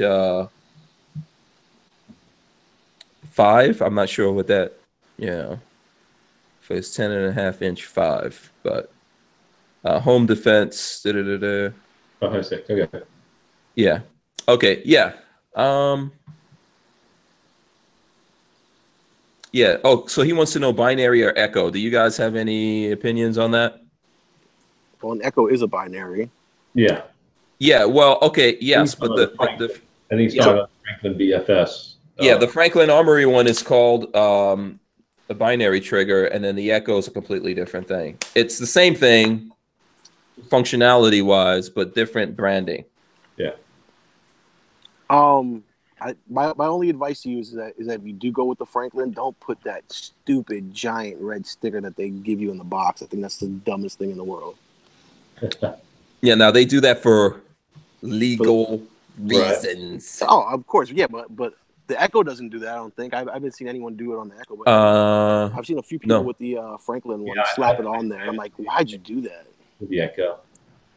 What was that, Joe? I haven't seen any kind of stickers or anything for the Echo. I'm not aware of any. I don't know. I don't know why. And maybe it is reliability that Franklin does it, but yeah, for the Echo, I haven't seen any stickers or anything like that. Yeah, right. Yeah. Also, by the way, opt-out of gun control saying no, it's not the same thing functionally. Okay. So okay. I guess that's true. You could say it's not the same thing. It's not. They're a little different. I mean, the Echo trigger has an actual, and I don't know what exactly is going on with the most current generation of the BFS, but I do know that the Echo has always had an actual physical device in there to prevent hammer follow, for example. So that was one thing that FOSS-TEC got right out of the gate. Yeah, the Echo is more complicated. It is. It is significantly more complicated, but, and I know you've run a bunch. I don't own a Franklin system. I've run a bunch of them. I do have an Echo trigger in one of my ARs. I run it a lot, and I absolutely love it. I mean, it flies. It's awesome. Yeah. So here's here's what I mean about it. If someone's watching and they don't know what these things are at all. So basically these kinds of triggers, when you pull the trigger, it fires, which is normal function, right? And then when you release the trigger, it fires. And those are two completely, this is like a whole debatable thing that we've talked about before. But up until something comes out of the ATF said that those are two completely separate functions, right? So you pull it, it fires, and that's one function of the gun. You release it, it fires, that's another function. It's not automatic. So both of those triggers do something in that same vein. Functionally, how they do it, it's different, and the complications thereof. Go ahead. All right, so I've got the Echo right here in this. I actually had it handy. So you've got safe, fire, and then Echo mode. You get your third position. Obviously, I think I already showed it already. But anyway, so you pull the trigger. We'll listen for the hammer drop. Right, we heard it fall. We're gonna run it. Keep the trigger still back. We're gonna let it go, and you'll hear the hammer fall again. Yeah. Yeah. So it gives you. Yeah, it gives you kind of that like rat-a-tat, kind of thing. It's not a machine gun or anything like that. No. What I think about it, and you guys could tell me, I don't know which one you guys have shot, what you think about them. I think it depends on what you want to do with it and what gun you're putting it in. So for either one, they don't work in certain guns under certain situations. I think that the Franklin one is not a cassette style trigger, so it's more flexible in more situations. And with the FOSS-TEC, it is cassette style, so it's easier to install, but therefore not as flexible in every single situation. But the situations where the FOSS-TEC can go in and work in the gun, I think it runs great.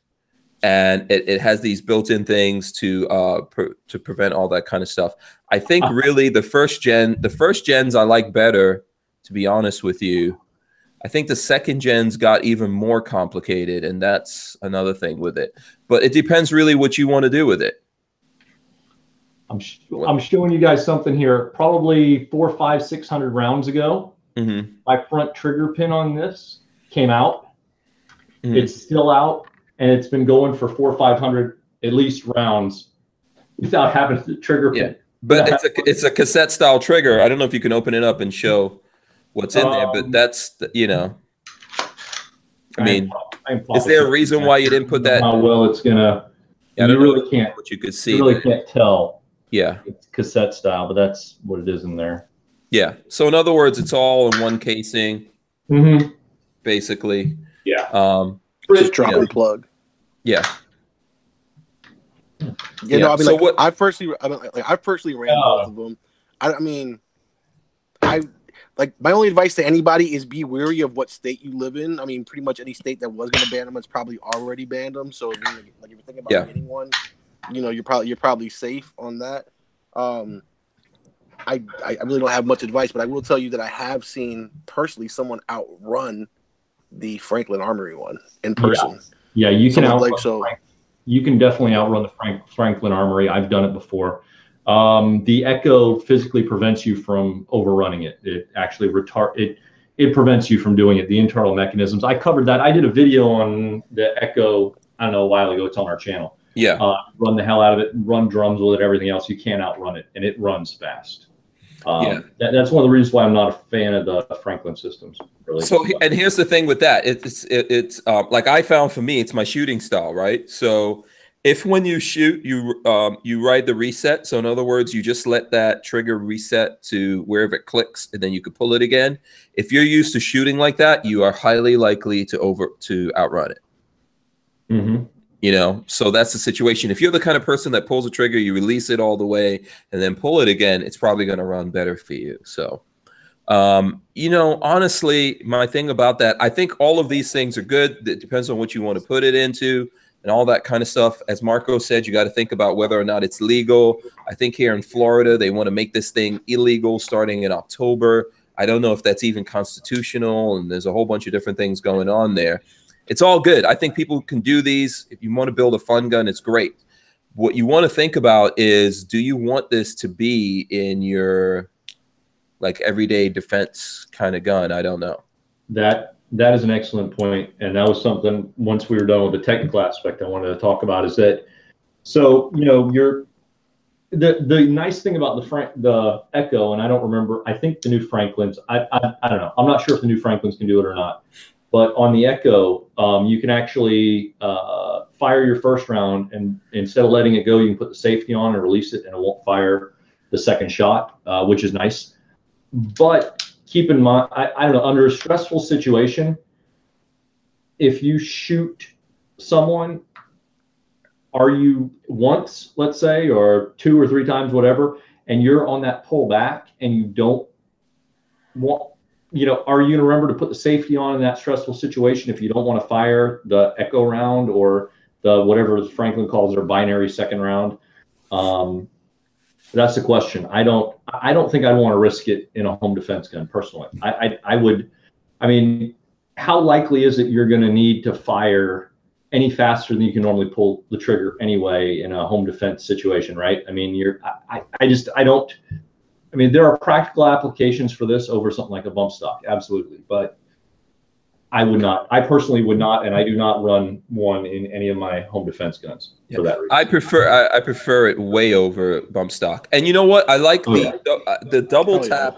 The double tap effect is something like it that you can get in a what has double tap? Okay, probably MP5. I think in Chris Vectors you can get that. You may want that, right? Sometimes shooting, you might want to be able to do that. Hit that, you know, hit up the target twice or whatever. You better train for every single thing that you do.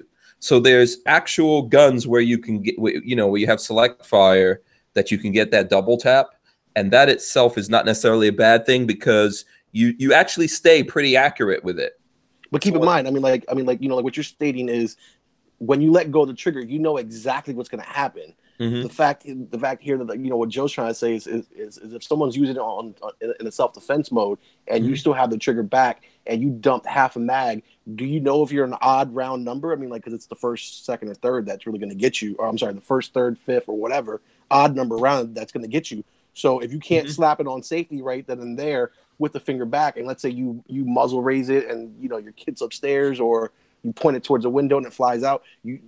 If you're shooting that Franklin, I guarantee you, like, you're not counting your rounds. You know what I'm saying? Or whatever. You're not. You don't have a round count, and when you stop, you don't know where you are. Yeah, I don't know that you should be counting your rounds anyway in a real situation. Exactly. Yeah, exactly. Yeah. So like, no one's gonna do that. No, like, no one's gonna be able to tell you, oh, I'm on an even round number right now. Like they're not gonna be able to tell you that. Yeah, yeah. I think it takes a tremendous amount of training before you. I'm not trying to say it's that there's reasons for everything. So I think if you look at my videos that I've done on it, I've tested it on a whole bunch of stuff. But for me personally, I would have those things in 22s because that's money. That's the biggest thing that you have to think about with this. First of all, these triggers are more. There's triggers are in the same price category. Like, you know, you've got some real upscale triggers or whatever, but these are typically more expensive than regular triggers. And then if you're shooting 223, 300 blackout, whatever, just be ready to spend a lot of money training and figuring that out. But it's a crap ton, a mega crap ton of fun in a 22, man. Yeah. And then think about it. I mean, like the cichlid rate. Go ahead, Joe. Oh, I was just saying, it's a ton of fun in a 5.56 too. I mean, yeah, it's fun, but you know, I mean, it depends on how you're paying the bills for the 5.56. Sure. And I mean, I don't run it a lot, but when I do, I enjoy it. I have fun with it. So, yeah, that's true. Go ahead. What were you going to say, Marco? No, I was going to say, I mean, like, I've never ran it in a 22, but I'm assuming that the cyclic rate is actually going to be faster because it's a shorter throw for the bolt itself. Yeah. Opt out of gun control says he shoots his echoes with 9mm, 5.7, 300 blackout, 5.56. Let's all bear in mind, opt out of gun control is a baller. He's a baller. You know, I've had opt out of gun control shooting on the range with me, huh? I treat every 300 blackout round like gold. I really wish, you know, I want to see a company like Wolf start cranking that stuff out for the same price they are. They're 6.5 Grendel. Yeah, that's exactly why I don't own one.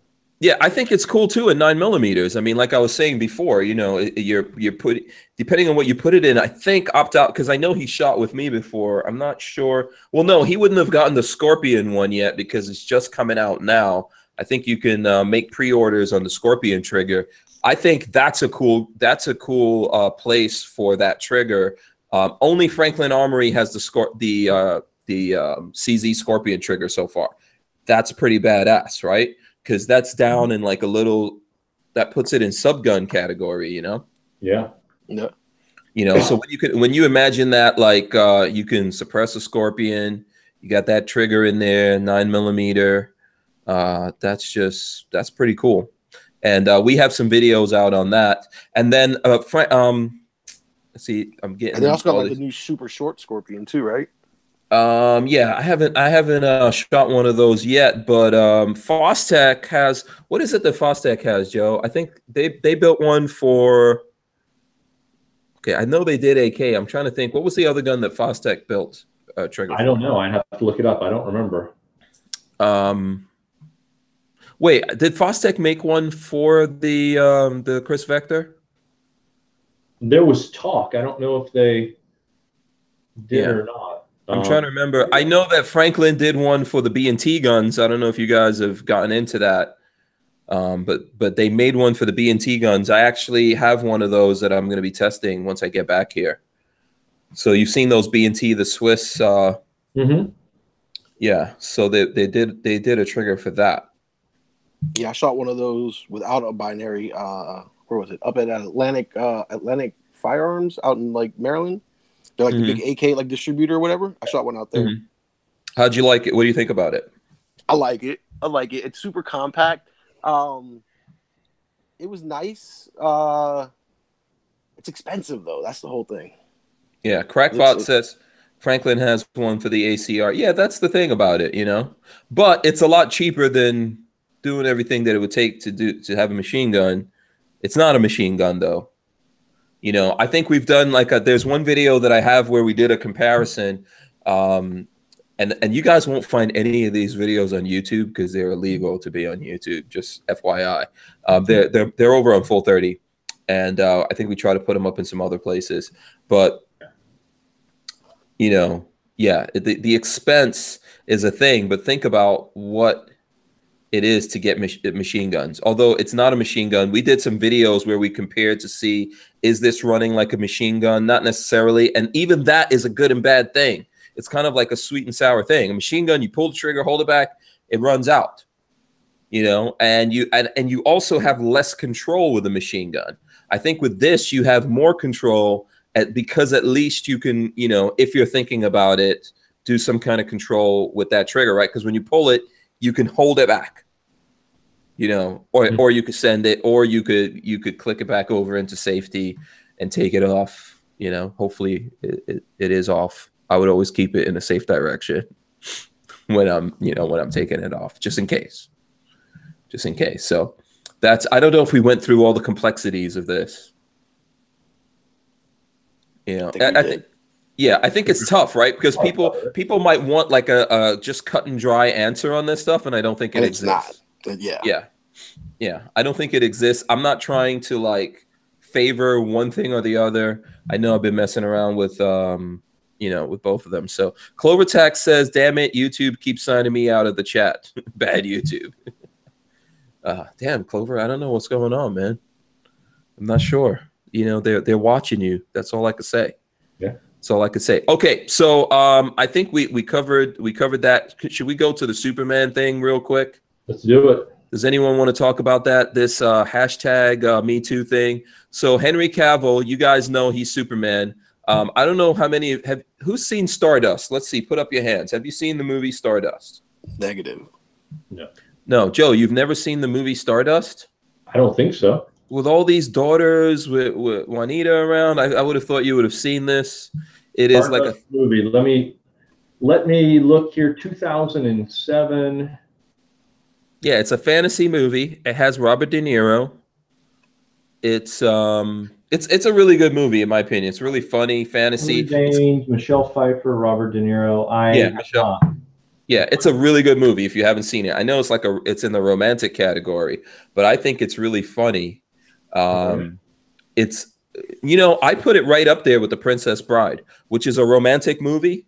Whoa, have you guys Wait, have you seen The Princess Bride? Bro, I just made my goddaughter watch it for the first time like 6 months ago, and it's her favorite movie now. Princess Bride is a national treasure. Yes. I mean, there's like up here, nothing else. I mean, the screen isn't wide enough to go how low anything else would be after Princess Bride. Okay, so you're saying this, but you have not seen Stardust. Correct. Okay. Yeah. Because I've seen Princess Bride. And neither one of you have seen. I think Princess Bride is an awesome movie, right? Right. If it's up there in 100 movies you have to see before you die. Mm-hmm. And what I'm telling you that I've seen Stardust several times and I've seen Princess Bride several times. I'm not saying it's better than Princess Bride, but it is up there. It is really, really, really close. Wow. You guys should watch it and then come back on and we will talk about it and see whether or not you agree with me. It is a class. I'm a bootlegger now. Look, Robert De Niro, Michelle Pfeiffer, those guys, when Michelle Pfeiffer and Robert De Niro get up in a movie, that's classic, right? Yeah. What was the last one? I've never heard of it before. What year did it come out? 2007. Yeah. Yes. So there's lots of, the story is good. You know, if you like fantasy stuff, it's heavy fantasy. It's not like a heavy romantic kind of thing. And what I'm trying to tell you guys, Henry Cavill is in there. He's up in that movie. Well, put it this, like, is obviously Andre the Giant isn't going to be in there, but is the Giant from WWE in there? The new because now there's no point. No, but it has Michelle Pfeiffer. But in 2007, Michelle Pfeiffer, not like she's still okay. Listen, you're gonna have to watch this movie, okay? I don't know if there's anyone out there to co-sign what I'm saying, but Stardust is a good damn movie. You guys need to watch it. It's a good. There's stuff on the level of what you know in The Princess Bride when the guy said in matters of death, you know, never go against a Sicilian. It's got all that kind of stuff in there. You're slicing this movie really hard, and all I can say is Trying inconceivable. to figure out where I can pull up the. It's a good movie. It's a good movie. It looks like it is on Netflix. Actually, you can stream it on Netflix. It appears. I think so. I think that's true. It's on Netflix. Not Amazon Prime, but Netflix. It looks like. Yeah, you should check it out. Both of you should check it out, and then when I get back from the rally, from the convoy across America, then we will reconvene and we will have this discussion of whether or not this movie is up on that level, because I think it is. I think it is. And if you have a significant other, or in your case, Marco, some shorty that you're just hitting up at the moment, a side piece. You got a side piece or whatever. Watch it with said side piece. Joe, I'm not even trying to get in trouble. Yeah. So this is a good movie for children, then, right? Like Princess Bride. Yes, children can watch this movie. Okay. Yes, children can watch this movie, but I think everyone can watch it. It's a good movie. Anyway, Henry Cavill, the guy, he's in this movie, and he eventually goes on to become Superman, and he's in this movie. So this is the first movie I saw him. Also, by the way, in this movie, the guy who plays Daredevil in the Marvel series, in this movie. Okay. Also in this movie, I think there's at least one, if not two, Harry Potters. I don't know if you guys play the Harry Potter game. I do with my kids. If we look at a movie and someone's in that movie that was in Harry Potter, whoever says Harry Potter first wins. Gets what is the thing in Harry Potter, the bonus points or whatever. So I always play that game with my kids. So there's people from Harry Potter in there. There's all kinds of good stuff. But Henry Cavill was in here. I think it was, I'm not gonna say it was his first movie, but an early movie before he became Superman. And so there's this article out now, and I'm reading this from People. It says Henry Cavill is scared to flirt with women because he'll be called a rapist or something. Henry Cavill triggered a social media backlash over comments he made about how the #MeToo movement has changed the way he approaches dating. In a new interview with GQ Australia, the Justice League actor, 35, revealed that in light of the recent movement, he was hesitant to pursue relationships with women for fear of being called a rapist or something. I'd like to think that I have never been like that, Cavill remarked, before adding that it's only natural to question yourself when putting your past under a microscope. I think any human being alive today, if someone casts too harsh a light or anything, you could be like, oh, well, okay, yeah, when you say it like that, maybe. The actor went on to say stuff has to change, absolutely. He also spoke about how it's important to retain the good things, which were a quality of the past, like chasing after women. He's probably just gay. He's probably just undercover. That's good. You know what? It's interesting that you say that without watching that movie. That's all I could tell you. It's a movie, bro. It's interesting. No, I'm just saying to you, it's interesting that you say that without watching the movie. I can't say anything else. But when you watch the movie, you'll come back and tell me something about it. Well, he had a girlfriend, stunt woman Lucy Cork. So, I mean, there's that, right? Yeah, I think there might be a bunch of things going on here so far as Cavill's concerned. I think but I think it's true, right? There's lots of people nowadays that are I was just telling my brother-in-law, I hate to go back to him. He's probably not watching this. But and Lola's watching this, and I'm talking a lot about her brother, which that never goes well. Right. Don't ever talk about your in-laws in matters of family. But he was telling me that, and he's like 30 years old, and he was like, dude, it's hard out here. It's hard. And it is. I feel bad for my kids and people out there that are single. Like even my brother, he's having a really tough time. And I think that's something that's going on with lots of people out there. Lots of people are feeling lonely because we're living in a world where you can't do shit.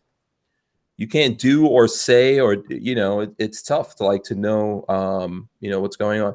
Moobutt says he dated the butch UFC girl from Deadpool. There was a UFC. What? I don't know what that, yeah. So I don't know. And then Mia Cia says Henry Cavill was hooked up with Gina Carano for a while. I don't know. So that name sounds familiar. Yeah. So and then I see people calling for Gorn. We'll do some Gorn here in a second. But what do you guys think about this? Now, Joe, you obviously are not single. Sure. But what do you think about this? I can see that, right? I mean, I can see some person, be it man or woman, purposefully trying to get with someone for the explicit purpose of, you know, setting them up to get a payday, right? I mean, we have who is that rapper now that before he has relations with any woman, he makes them actually sign a contract and it's witnessed. That should be every single damn rapper in existence. Yeah. I forget who it is, but is it Fitty? Is it Fitty? I don't know if it's Fitty. I don't know, but it's one of the bigger names, and I don't know if it was something like R. Kelly did after some of his stuff or whatever. I don't know, but there's somebody now.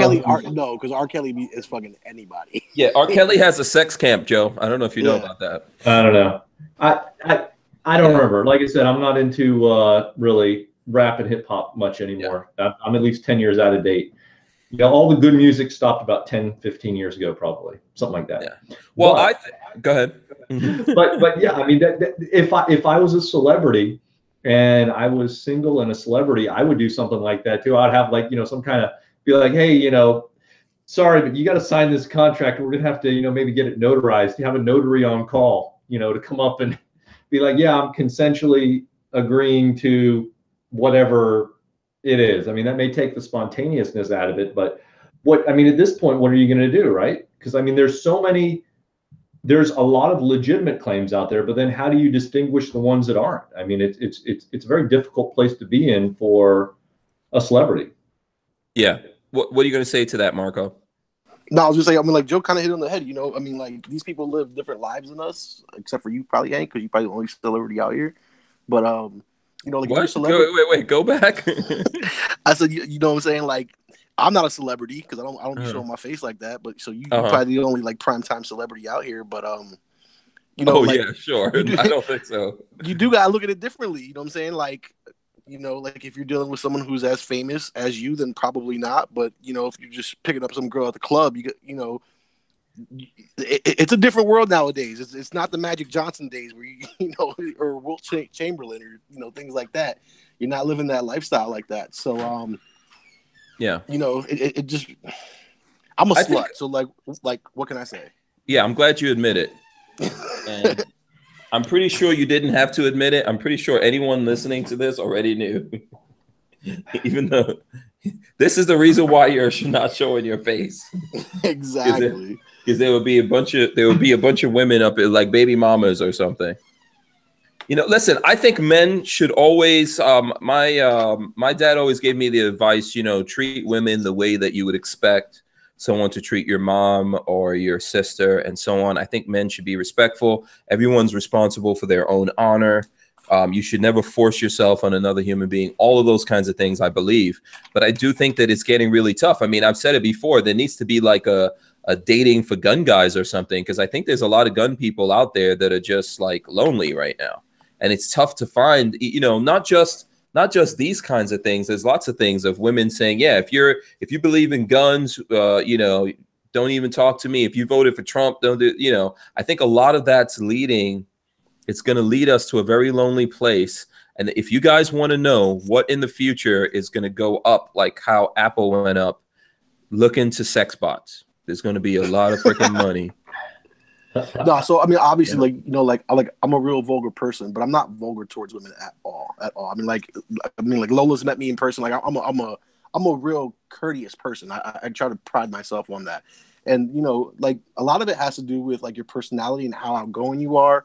And, you know, just say, hey, would you be interested in grabbing some, you know, like, would you like to go out to dinner? That's all it really takes. But if you're going to beat around the bush and send flowers and do all this other creepy shit, it gets interpreted as creepy. So, you know what I'm saying? Just be straight up like, hey, you want to catch dinner in a movie? And afterwards, if it goes great and you're holding hands, we're like, hey, do you want to Netflix and chill? Or, you know, Netflix and chill? Great. That's how you figure it out. You know, it's not.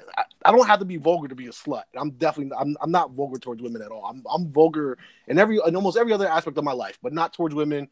I look at it as approaching women. I look at it as a professional thing. You know what I'm saying? You approach them straight up with an opportunity to grab dinner and see where things go from there. And if you figure it out, you figure it out. But I mean, if you're saying it's hard, it's probably because you're not trying. Oh, you're probably trying in the ways that she sees it as creepy. Yeah. Well, I'm not saying it's difficult. I'm not in the game right now, but I talk to so many people. That's why I'm having a little bit of this discussion before we go into Goran, just for the people out there who tell me that it's really tough and it's getting worse. And all the political correctness and all that is impounding the fact and making it very difficult for people to communicate with each other, you know. And this is a situation that we're living in because we're creating these things. Right. And what's happening with a lot of us is basically nature. And I'm not trying to excuse anything that anyone did that was terrible and all that. But to come back to what we were talking about on the top of this, I think even you said it when we were off air. Why the hell is it a big deal of this whole thing with Stormy Daniels and Trump? Like, you know, it should not be a thing.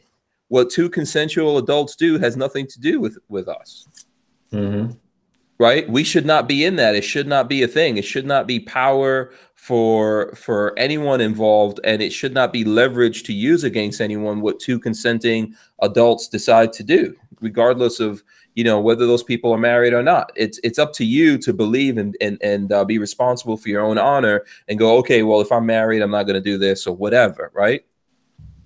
But there's all these things that just keep happening and we're just like getting flooded with it. And it's becoming worse and worse and pushing everyone further and further away. And I think having the ability to access things that we do, which is not bad, but having the ability to access all the things that we do is kind of keeping us as well from doing it, right? It's the reason why women could get on with that stupidness about, oh, if you voted for Trump or if you believe in this thing or that thing, don't get in touch with me, because they haven't gotten to that super desperate moment yet. Well, I mean, like I also think like it's the way men have approached things. I mean, like you said, like you've been out the game for a while, but I'm pretty sure this happened in your day. You know, like being 18, 19, 21 or whatever and going to the club and a girl walks by and all my friends would, I have a bunch of friends that would do this. They would just reach out and try to either like grab the girl's hand. Like, dude, are you really asking her to dance that way? Like, who does that? You know what I'm saying? Like, you don't know this girl. Like, you're literally grabbing out and physically touching her. Just, you know, walk up to her, tap her on the shoulder, say, excuse me, you know, what's your name? Can I buy you a drink? Whatever. But it's funny, and I've never seen that move work, and I don't know why people do it. I've never seen that move work. I don't know how they expect it. You're going to reach out, grab her hand, she can turn around and, like, fall in love with you and just, you know, turn around, start freaking. Yeah, if she does that for you, she'll do it for any other guy. Yeah, so like, if that worked, you should run away. I've never seen it work, and it's funny because I'll, you know, like, you have, like, your wallflower friends that don't dance or whatever. They just stand there, and the girls walk by, and all they do is reach out and grab hands. Like, yo, what the hell are you doing? Like, you make me look bad. Stop. Yeah, I think that's how we're getting into this situation that everyone is starting to. I think people are starting to feel the pain a little bit, because ultimately, as human beings, we've got the internet, we've got YouTube, we've got all these different things, but we really do need. There's a part of us that needs to be fed with the human interaction, not just in male, female, or opposite sex relationships, or I don't know, whatever kind of relationships you want, romantic relationships, but I think also just in people actually talking to each other and, you know, that kind of thing. A lot of that is just going away, going out of the world. Before we had all these things stimulating us, we would go out to the bar, right? We would go do something with our buddies. We would somehow get out there and interact with each other. But there's all these things coming into play, and it's happening less and less, unfortunately.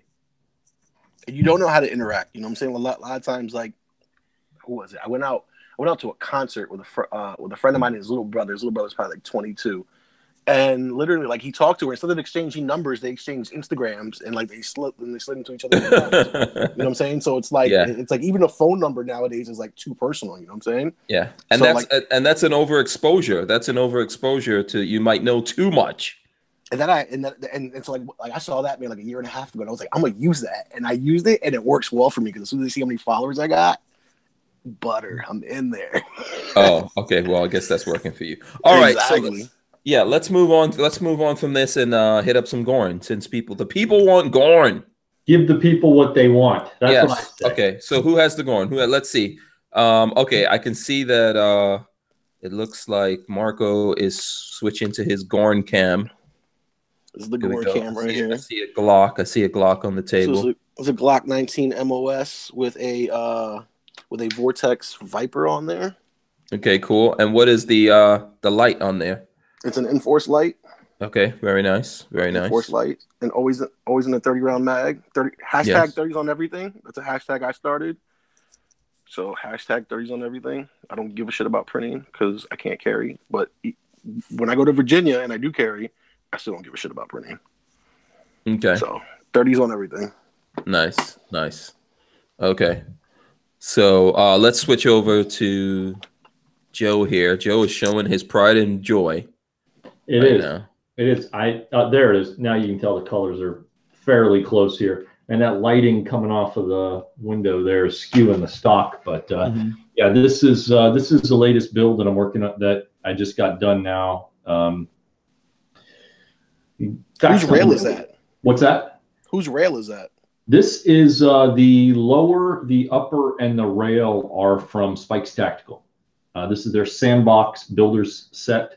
So it comes with the lower, the upper, and the rail, and then you add all the components. It's a stripped upper, lower, and thing, and you just add whatever components you want. Well, I shouldn't say it's fully stripped because it does come with the forward assist. So, but yeah, I mean, I couldn't be happier with how this thing's turned out.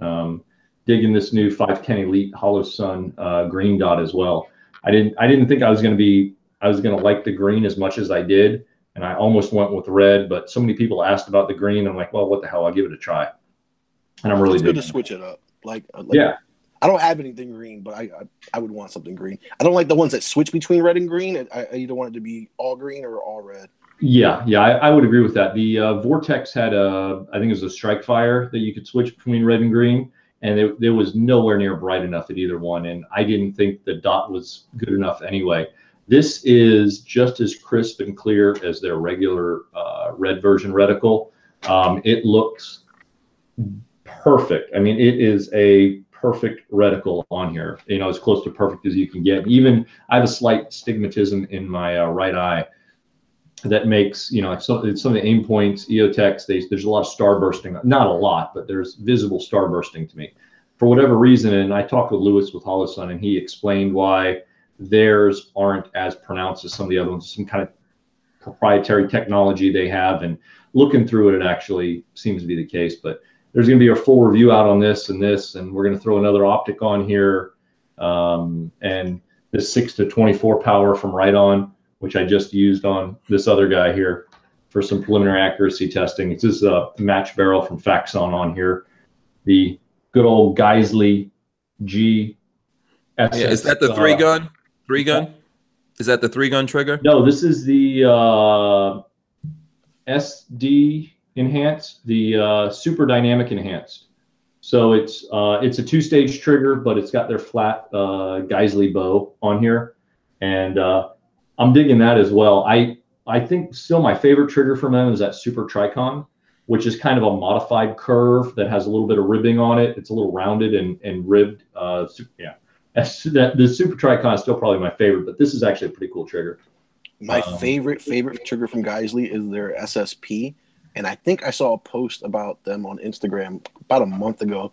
They were contemplating coming out with a flat SSP, which is their single stage. It is out. I don't know. They dropped, but it's on the website now. I have an SSP that I really like. Love the SSP. I would love to see in that flat bow when it comes out. Okay. If it's not out already, it could be out now, but I mean, it is on their website. Yeah, Armament and Axis says ribbed for Joe's pleasure. Yeah, I was saying, I'm like, ooh, well, we'll see if anybody catches that.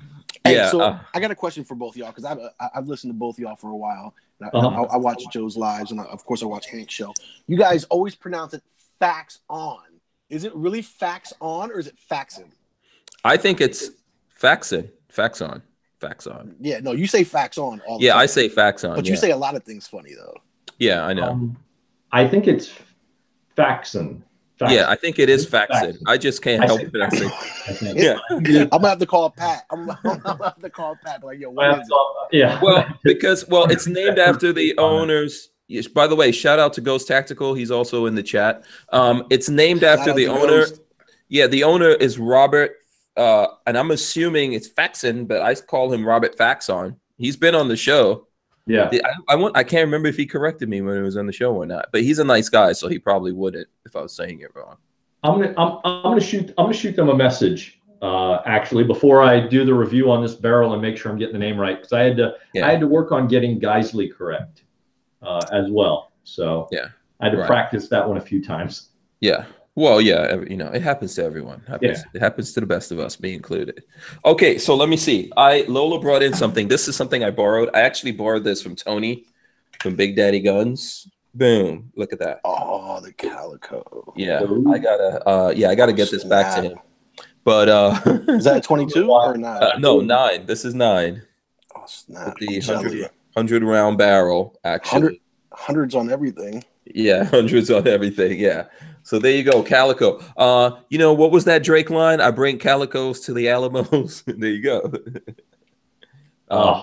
Drake killed hip hop. I don't know why, but I want one. Yeah, I want one really bad. Yeah, it's awesome. It's awesome. Actually, when this came into the store and I saw it was in the store, I told him, I was like, dude, you have to put this in your collection because this is legendary. Yeah. This is legendary status right here. So imagine that, like with a binary, you'd be sharp. Yeah. Right. Yeah. So he's got it in there. I'm trying. No, I don't think we even shot this yet, but it's a really cool gun. I can't believe really shoot that thing. Yeah, man. There's so many guns to shoot. What can I tell you? You know, but it's really cool, man. I've got to figure out how to even load that magazine. Hey, time out, but what's up with that hang time sticking out the back of your head, bro? The what? You got a little hang time sticking out the back of your head. What do you call it? Got a little hang time. What is? I don't know what that means. Your little part of your mohawk. You got a little hang time. Oh, right here? Oh, yeah, you got a little hang time. Yeah. That's my hair. That looks like my hair right there. It's like a mini man bun. It's like a mini man fro. That's what happens to my hair. I mean, you don't want to see how my hair looks right now. But yeah. That's what happens, you know, that's how my hair is. Let's not get into that conversation all over again. So here we go. Okay, Joe's back. I don't know. I'm hoping you guys have more Gorn. So Joe's back now. Done. I ain't pulling anything else out. I do. Okay, I do. Joe's back to the Palmetto. Gorn Life, yeah. So this is that Palmetto State Freedom, the Freedom upper, the nitride upper, and then their MOE complete lower. I got both these in separately to save the 11% excise tax they put on here. And this is for that sale they had. That there's actually the other one sale came with the freaking enhanced polish trigger and the Magpul Embus sight for it's like $450 for their Independence Day sale. So this review just went live yesterday. I want to say it was yesterday. Yesterday, the day before, I don't know. Yesterday or the day before this review went live. We go over reliability, accuracy testing. That's actually why the thing is off of this. The last part of it I did was run this 6 to 24 power optic on here to group this guy out with different grains of ammo and stuff. It's 1 in 7 twist on here.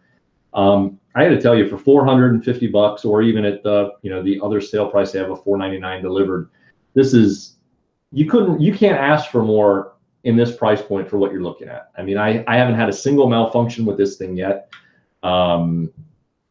It is a great little package, and probably for most shooters, you know, especially for your occasional shooter who is going to go out, you know, a couple times a year and isn't going to be shooting groups with it. They're just going to throw a red dot on it and shoot it at 100 yards.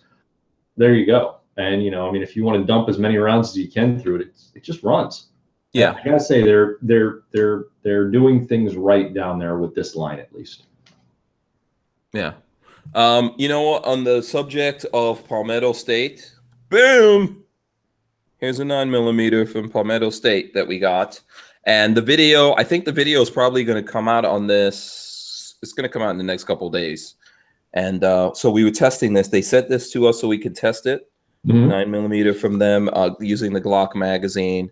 And, you know, we tested it. It works. I'm going to put out that video. And then when that video goes up, we are going to start the campaign of giving this away. Oh, nice. Yeah. So this bad boy is going to go to someone out there. So you guys should just stay tuned for that. Someone out there is going to get this. You know, of course, you've got to be in hankstrange.tv if you want to get this. That's how that works. So, well, I'm going to be watching my emails. Yes, you are in hankstrange.tv. I don't know if Marco's got his email up in there, but bro, I don't sign up for anyone's emails. Yeah, like my last job made me fucking hate. I'm sorry, made me hate emails. Hank doesn't spam anybody out. Hank sends out about as many. Well, he sends out what, one email every 10 days, maybe. Yeah, once a week or so, like on Fridays. Yeah, I send out an email once every 10 days. Sign up for our emails. In fact, that's a perfect opportunity. Go to hankstrange.tv right now and sign up for Hank's newsletter. And then when you're done, go to 13c.us and sign up for mine. There you go. I'm juggling 3 different emails. I'm juggling 3 different emails right now, and I still hit unsubscribe to like at least 5 a day. Yeah. The worst thing about going to SHOT Show is getting auto-enrolled to companies that send you emails. Like, I don't even talk to this company, never even heard of them, nothing, and I'm like getting emails. I'm like, unsubscribe. That's horrible. I cannot stand that. Yeah. And I go to like 5 or 6 events a year, so it's bad. Yeah. Well, what we're doing with it, this is how we're communicating directly with people. That's the whole point. And in that, I actually give away my number. So when we send out those emails, I give out my number. People can text me. I get people texting me all the time while we're having this conversation. People are sending me messages. People can call me on it. You know, there you go. So it's a two-way situation. I believe in those, you know, two-way street. I think we should have those kind of situations going on. But it's a prerequisite of winning the gun, though. For anyone that's interested in it, stay tuned for that. It's going to come out on the YouTube /Hank Strange, and we're going to have it up there for a period of time, and then we're going to give it away to someone through that. The Palmetto State? Yep. Sharp. Yeah. So, you know, that's my Gorn. Do you have any other Gorn, Joe? I know. This is the main thing I'm fascinated with right now that I'm running with. Yeah. Look, what do you think about this for some Gorn right there? The Countach? Yeah, look at that. What? Nice. Lola bought me this toy, and I broke it up a long time ago. It's like a really high-end model. And this, you can, let me see. You can open the doors on this thing, actually. You can open up everything on it. Let me see. My fingers are too fat right now to open the doors, but let's see if I can get this to open. Gotta like push the button. There we go. All right, so check that out. Look, sharp. The doors actually open up, and if you go in there, you can actually turn the wheel. Look at that. Oh, yeah. So, and a whole bunch of other stuff opens, like that opens, and then the I think you can open that. You can see the engine up in there. Hey yo, so speaking of cars, like, is Lola riding with you during the tour, or are you riding solo the whole time? Yeah, I'm riding solo. Are you going to drive the whole thing, or just part? Yeah, I'm driving all the way, starting in Leesburg on next Monday on the 16th. And then I think the next day we'll be in Fayetteville, North Carolina. And then we're going to Alabama the next day. And then we're going to Austin, Texas. And then we're going to, I think, Colorado, Utah, Las Vegas, and California. So, yeah. What are you carrying? Like, since you're going to end up in Cali, you can't take much. Yeah, I'm just probably going to carry what I usually do, my G43. Okay. Yeah, I think when I get to Cali, I have to lock it up and put it in the trunk or something. Yeah, right? so make sure you have a lock case. Like, pretend like you get on the plane. That's basically like how it's got to go. Yeah. So, you know, you're good until you get there. Yeah, exactly. So, I mean, yes, I'm driving all the way. Somewhere along the way. Yeah, driving up there, driving back. So, I'm driving something that looks like this a little bit. I know what you're driving. Yeah, looks like this a little bit. So you wish. So you wish it looked like, I mean, an R8's cool, but it ain't no Countach. No, it's not. It's not. Exactly. I would much rather have a Countach out there. But the R8 is way more practical. What's your mileage on that jump? What do you mean? How many miles I've put on it, or the gas mileage? Gas mileage. Like, what are you getting per gallon? So you typically driving around in town and stuff like that, I get 18.5. The other day I was getting 20 driving around. Oh snap, that's good. It depends on how you drive it, because it cuts off cylinders. It's a V10, but it cuts off cylinders, and then on the highway I've seen it go up to like 23. How big is your tank? Yeah. Is it 16? Because I was about to say, like, I mean, like, if you're gonna be the guy out there who's constantly running out of gas first, you know what I'm saying? Yeah, that's not going to happen. Not in that thing. I mean, if you put your foot down on it and drive, you know, if I put it in what's called obnoxious mode, absolutely. Do you have a launch mode on that thing or no? Yes, there is launch mode. Oh, snap. There is launch mode. So okay, so you got something like a Countach. Yeah, I think look, styling and awesomeness and classicness of a Countach, it is not, right? Because nothing stands in that category. Practicality and all that, like as a practical thing, I think it's way above that. So technology has come a long way in these times. So let's see. That's your daily driver, or do you have a bucket? Yeah, my bucket is a Ram Rebel. No, you're not really a bucket. That's what I drive when I actually have to carry a bunch of stuff. You know, so yeah, that's pretty much my daily driver. I haven't driven it the last couple of days because I got it detailed and it's sitting. I have a garage right next to me here in this building that I could like pull cars in. Chicken wire? Your chicken wire? No. That's at home. But here, this is like an actual garage. I've shown some video of it, but there's actual garage door here, and I could pull several vehicles into this place. So one of the things I hope to do as we go forward is have like my cars, other people's cars in here. I'm going to do more car stuff. So Richard Hughes says a donk. I would like to have a donk. I want to have all kinds of different cars in my life, so I would love to have a donk. You know. So there you go. All right, let's. I want to start wrapping up here. Joe, did you want to show us one more thing, or you're good on coverage there? You stayed with us the whole 2 hours, man. I thought you were breaking out. I did. I don't know. Well, you know, I get on here. It's too much fun. I run out of. I forget. I lose track of time, even though there's a clock right there. That's still. Yeah, absolutely. So, okay, you know what? Let's start wrapping it up.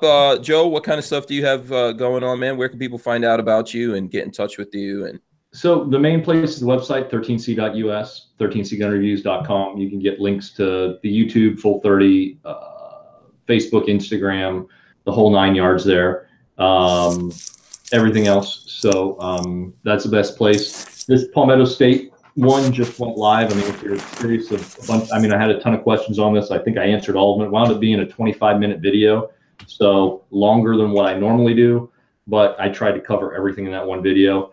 This will be going through several different iterations and videos as we cover all the different components. So I'm going to do one just dedicated to all the Geisley stuff that's in here. One of the Faxon stuff, Faxon. One, of course, to the build itself and, you know, all the stuff that's in here. So, the site on this is the Holosun 510C Elite with the green dot and FDE. It's basically all titanium. And then the backup iron sights are the Troy SOC C. Iron sights actually are thin enough that they fold flat in the back to line right up with your back top there and the front. That's pretty cool. Locking features. So I only rock Troy iron sights. It's the only iron sights that I use. That's something Troy is known for, is their sights. I mean, that's what made the company, is the durability and strength of their sights. This is my first experience with the SOC C low profile sights, but I'm pretty pleased with how this guy has turned out. Yeah, very cool. By the way, I see CB says he's been looking at getting an Audi TT. I think Audi makes really cool cars. I had a TTRS, which was really awesome. I think it's really awesome. One of the things about Audis, I would say, and I don't know if this is for all European cars, but they really smell delicious. I don't know if it's a thing. I noticed they smell good. I don't know. Womp, yeah. Womp. Yeah, they smell good, man. There's some cars that smell really, like the plastics and everything in there smell really bad.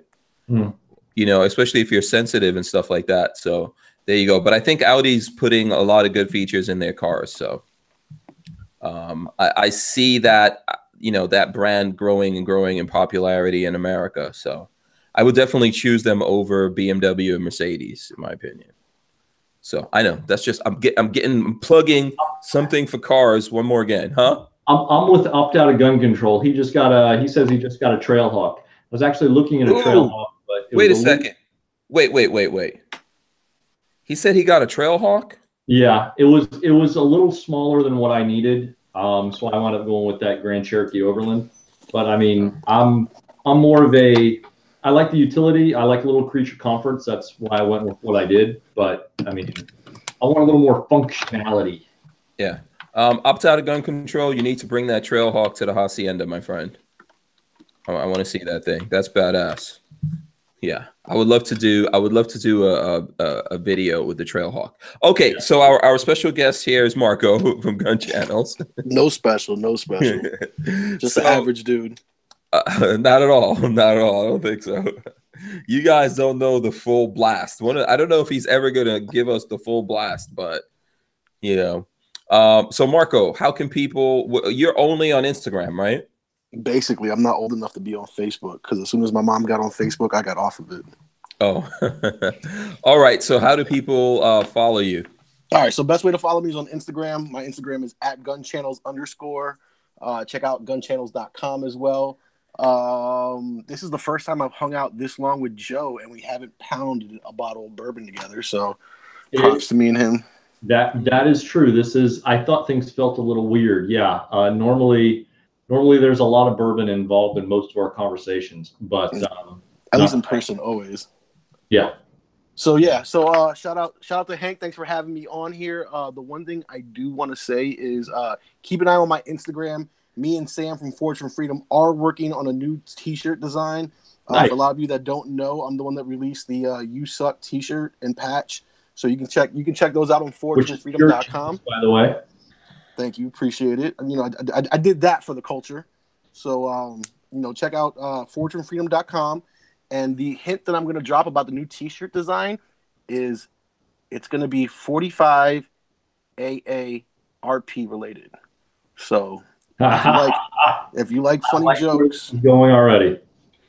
Interesting. Okay. Check it out. It'll be available on Fortune Freedom soon. We're working on the design right now. So not sure when it's going to go up, but keep an eye on my Instagram. Their link is usually in my bio. Right now, I got this show's link in my bio, but yeah, and it's in this description, or it should be. Yeah, Fortune Freedom is all over the place, you guys. That's where this shirt comes from, right there. Yep. So Joe, also I've talked to Indianapolis Parks and Recreation Services already. I got a hold of them.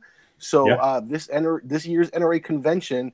I don't know if any of you guys have heard Coleon Noor talk about a charity basketball game, but that's actually my original idea that I approached him with.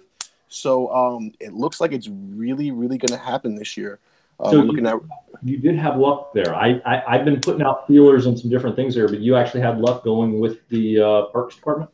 Parks Department right now it's a matter of locking down the venue because it's the venues that they have that are immediately close to the convention center are either outdoors or they're too small indoors. So I actually talked to Coleon Noor earlier today, told me he's going to give me a call back tomorrow so we can kind of discuss and kind of plan out logistics as far as what kind of turnout we're expecting and, go from there because outside would be a bigger crowd, but I mean, who knows if it's going to be raining that particular day in April and we can't call that now. So not really sure what what can go about. And of course, there's the bigger of a venue, the more cost there is, and the more people that show up, then you got to add security to that. So me and Coleon Noor are in talks about that, but it looks like it's going to happen in Indiana basketball country. And it looks like it's really going to go down this year. So I'm happy about that. Cool. I mean, I can't play basketball at all, but I will absolutely come hang out. Bro, nah. Put it this like everyone on the team is going to be from social media, so you might get drafted. Okay, then you might get drafted. That team is losing, but okay. I don't give a shit. You can show up in like little platform shoes and show up there. It's all right, Hank. We can be on opposite teams and we'll negate each other. Yeah. Okay. I guess. Yeah.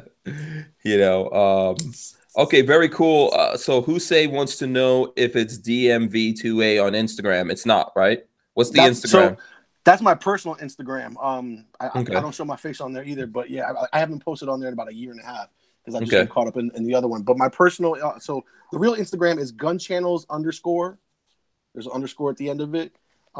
That's my real Instagram. Okay, so there you go, gunchannels_ for Marco. We'll have Marco back on again. Of course, we'll have Joe back on again. We probably need to wrap it before Lola starts. I gotta go out to dinner myself. Yeah, exactly. So thanks to both of you guys for coming on. Thanks for everyone here for hanging out with us.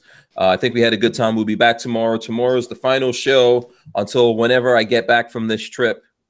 So you guys better tune in tomorrow, man. It's bro, like when you be taking these week breaks, I don't got nothing to listen to in the car. Like I try to listen to you live a lot of times, right? But like I'd say about 60% of the time, it's just because I mean traffic is really bad around here. And like so I can like going like 10 miles will take me 40 minutes easy, and bro, like you're a lifesaver. But when you be off like for those weeks at a time, I got no entertainment. Oh damn. Okay, you know what? I'm gonna start doing some best ofs.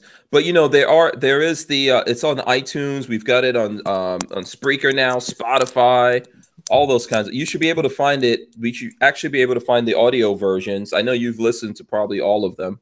Most of them, yeah. But maybe I need to like work out some best ofs or something like that when we're gone. But yeah, it's going to be tough. I'm going to make videos and things like that when I'm on the road, and I'm going to try to go live from all these different places as long as the internet lets me do it. Unfortunately, we're not going to be able to do this kind of a format, but we will be back. I'm going to be back. I mean, that's what I got all of this stuff going on here. So watch all the old stuff, listen to all the old stuff, you know, share. I'm posting up on my social media the backlogs of the old things. Go back and listen to some of the old ones, like episode 1, you know. Let me know what your favorite episodes are, and we'll do some best ofs with Voda. Yeah, episode. Is it Voda or Vada? I could care. I know it's faxing. It's definitely not fax on. Yeah. Okay. All right. Fine. All right. That being said, we're out of here. Thanks a lot to Marco from Gun Channels for coming on. Thanks a lot to Joe from 13C Gun Reviews. Thank you. And Joe, you're gonna do your Instagram live tomorrow, right? Friday. Yeah, tomorrow night. Friday nights. 8 Central. All right. Very cool. All right, guys, we're out of here. See you tomorrow. Peace. All right. Thanks, everybody. Take care. Have a great night.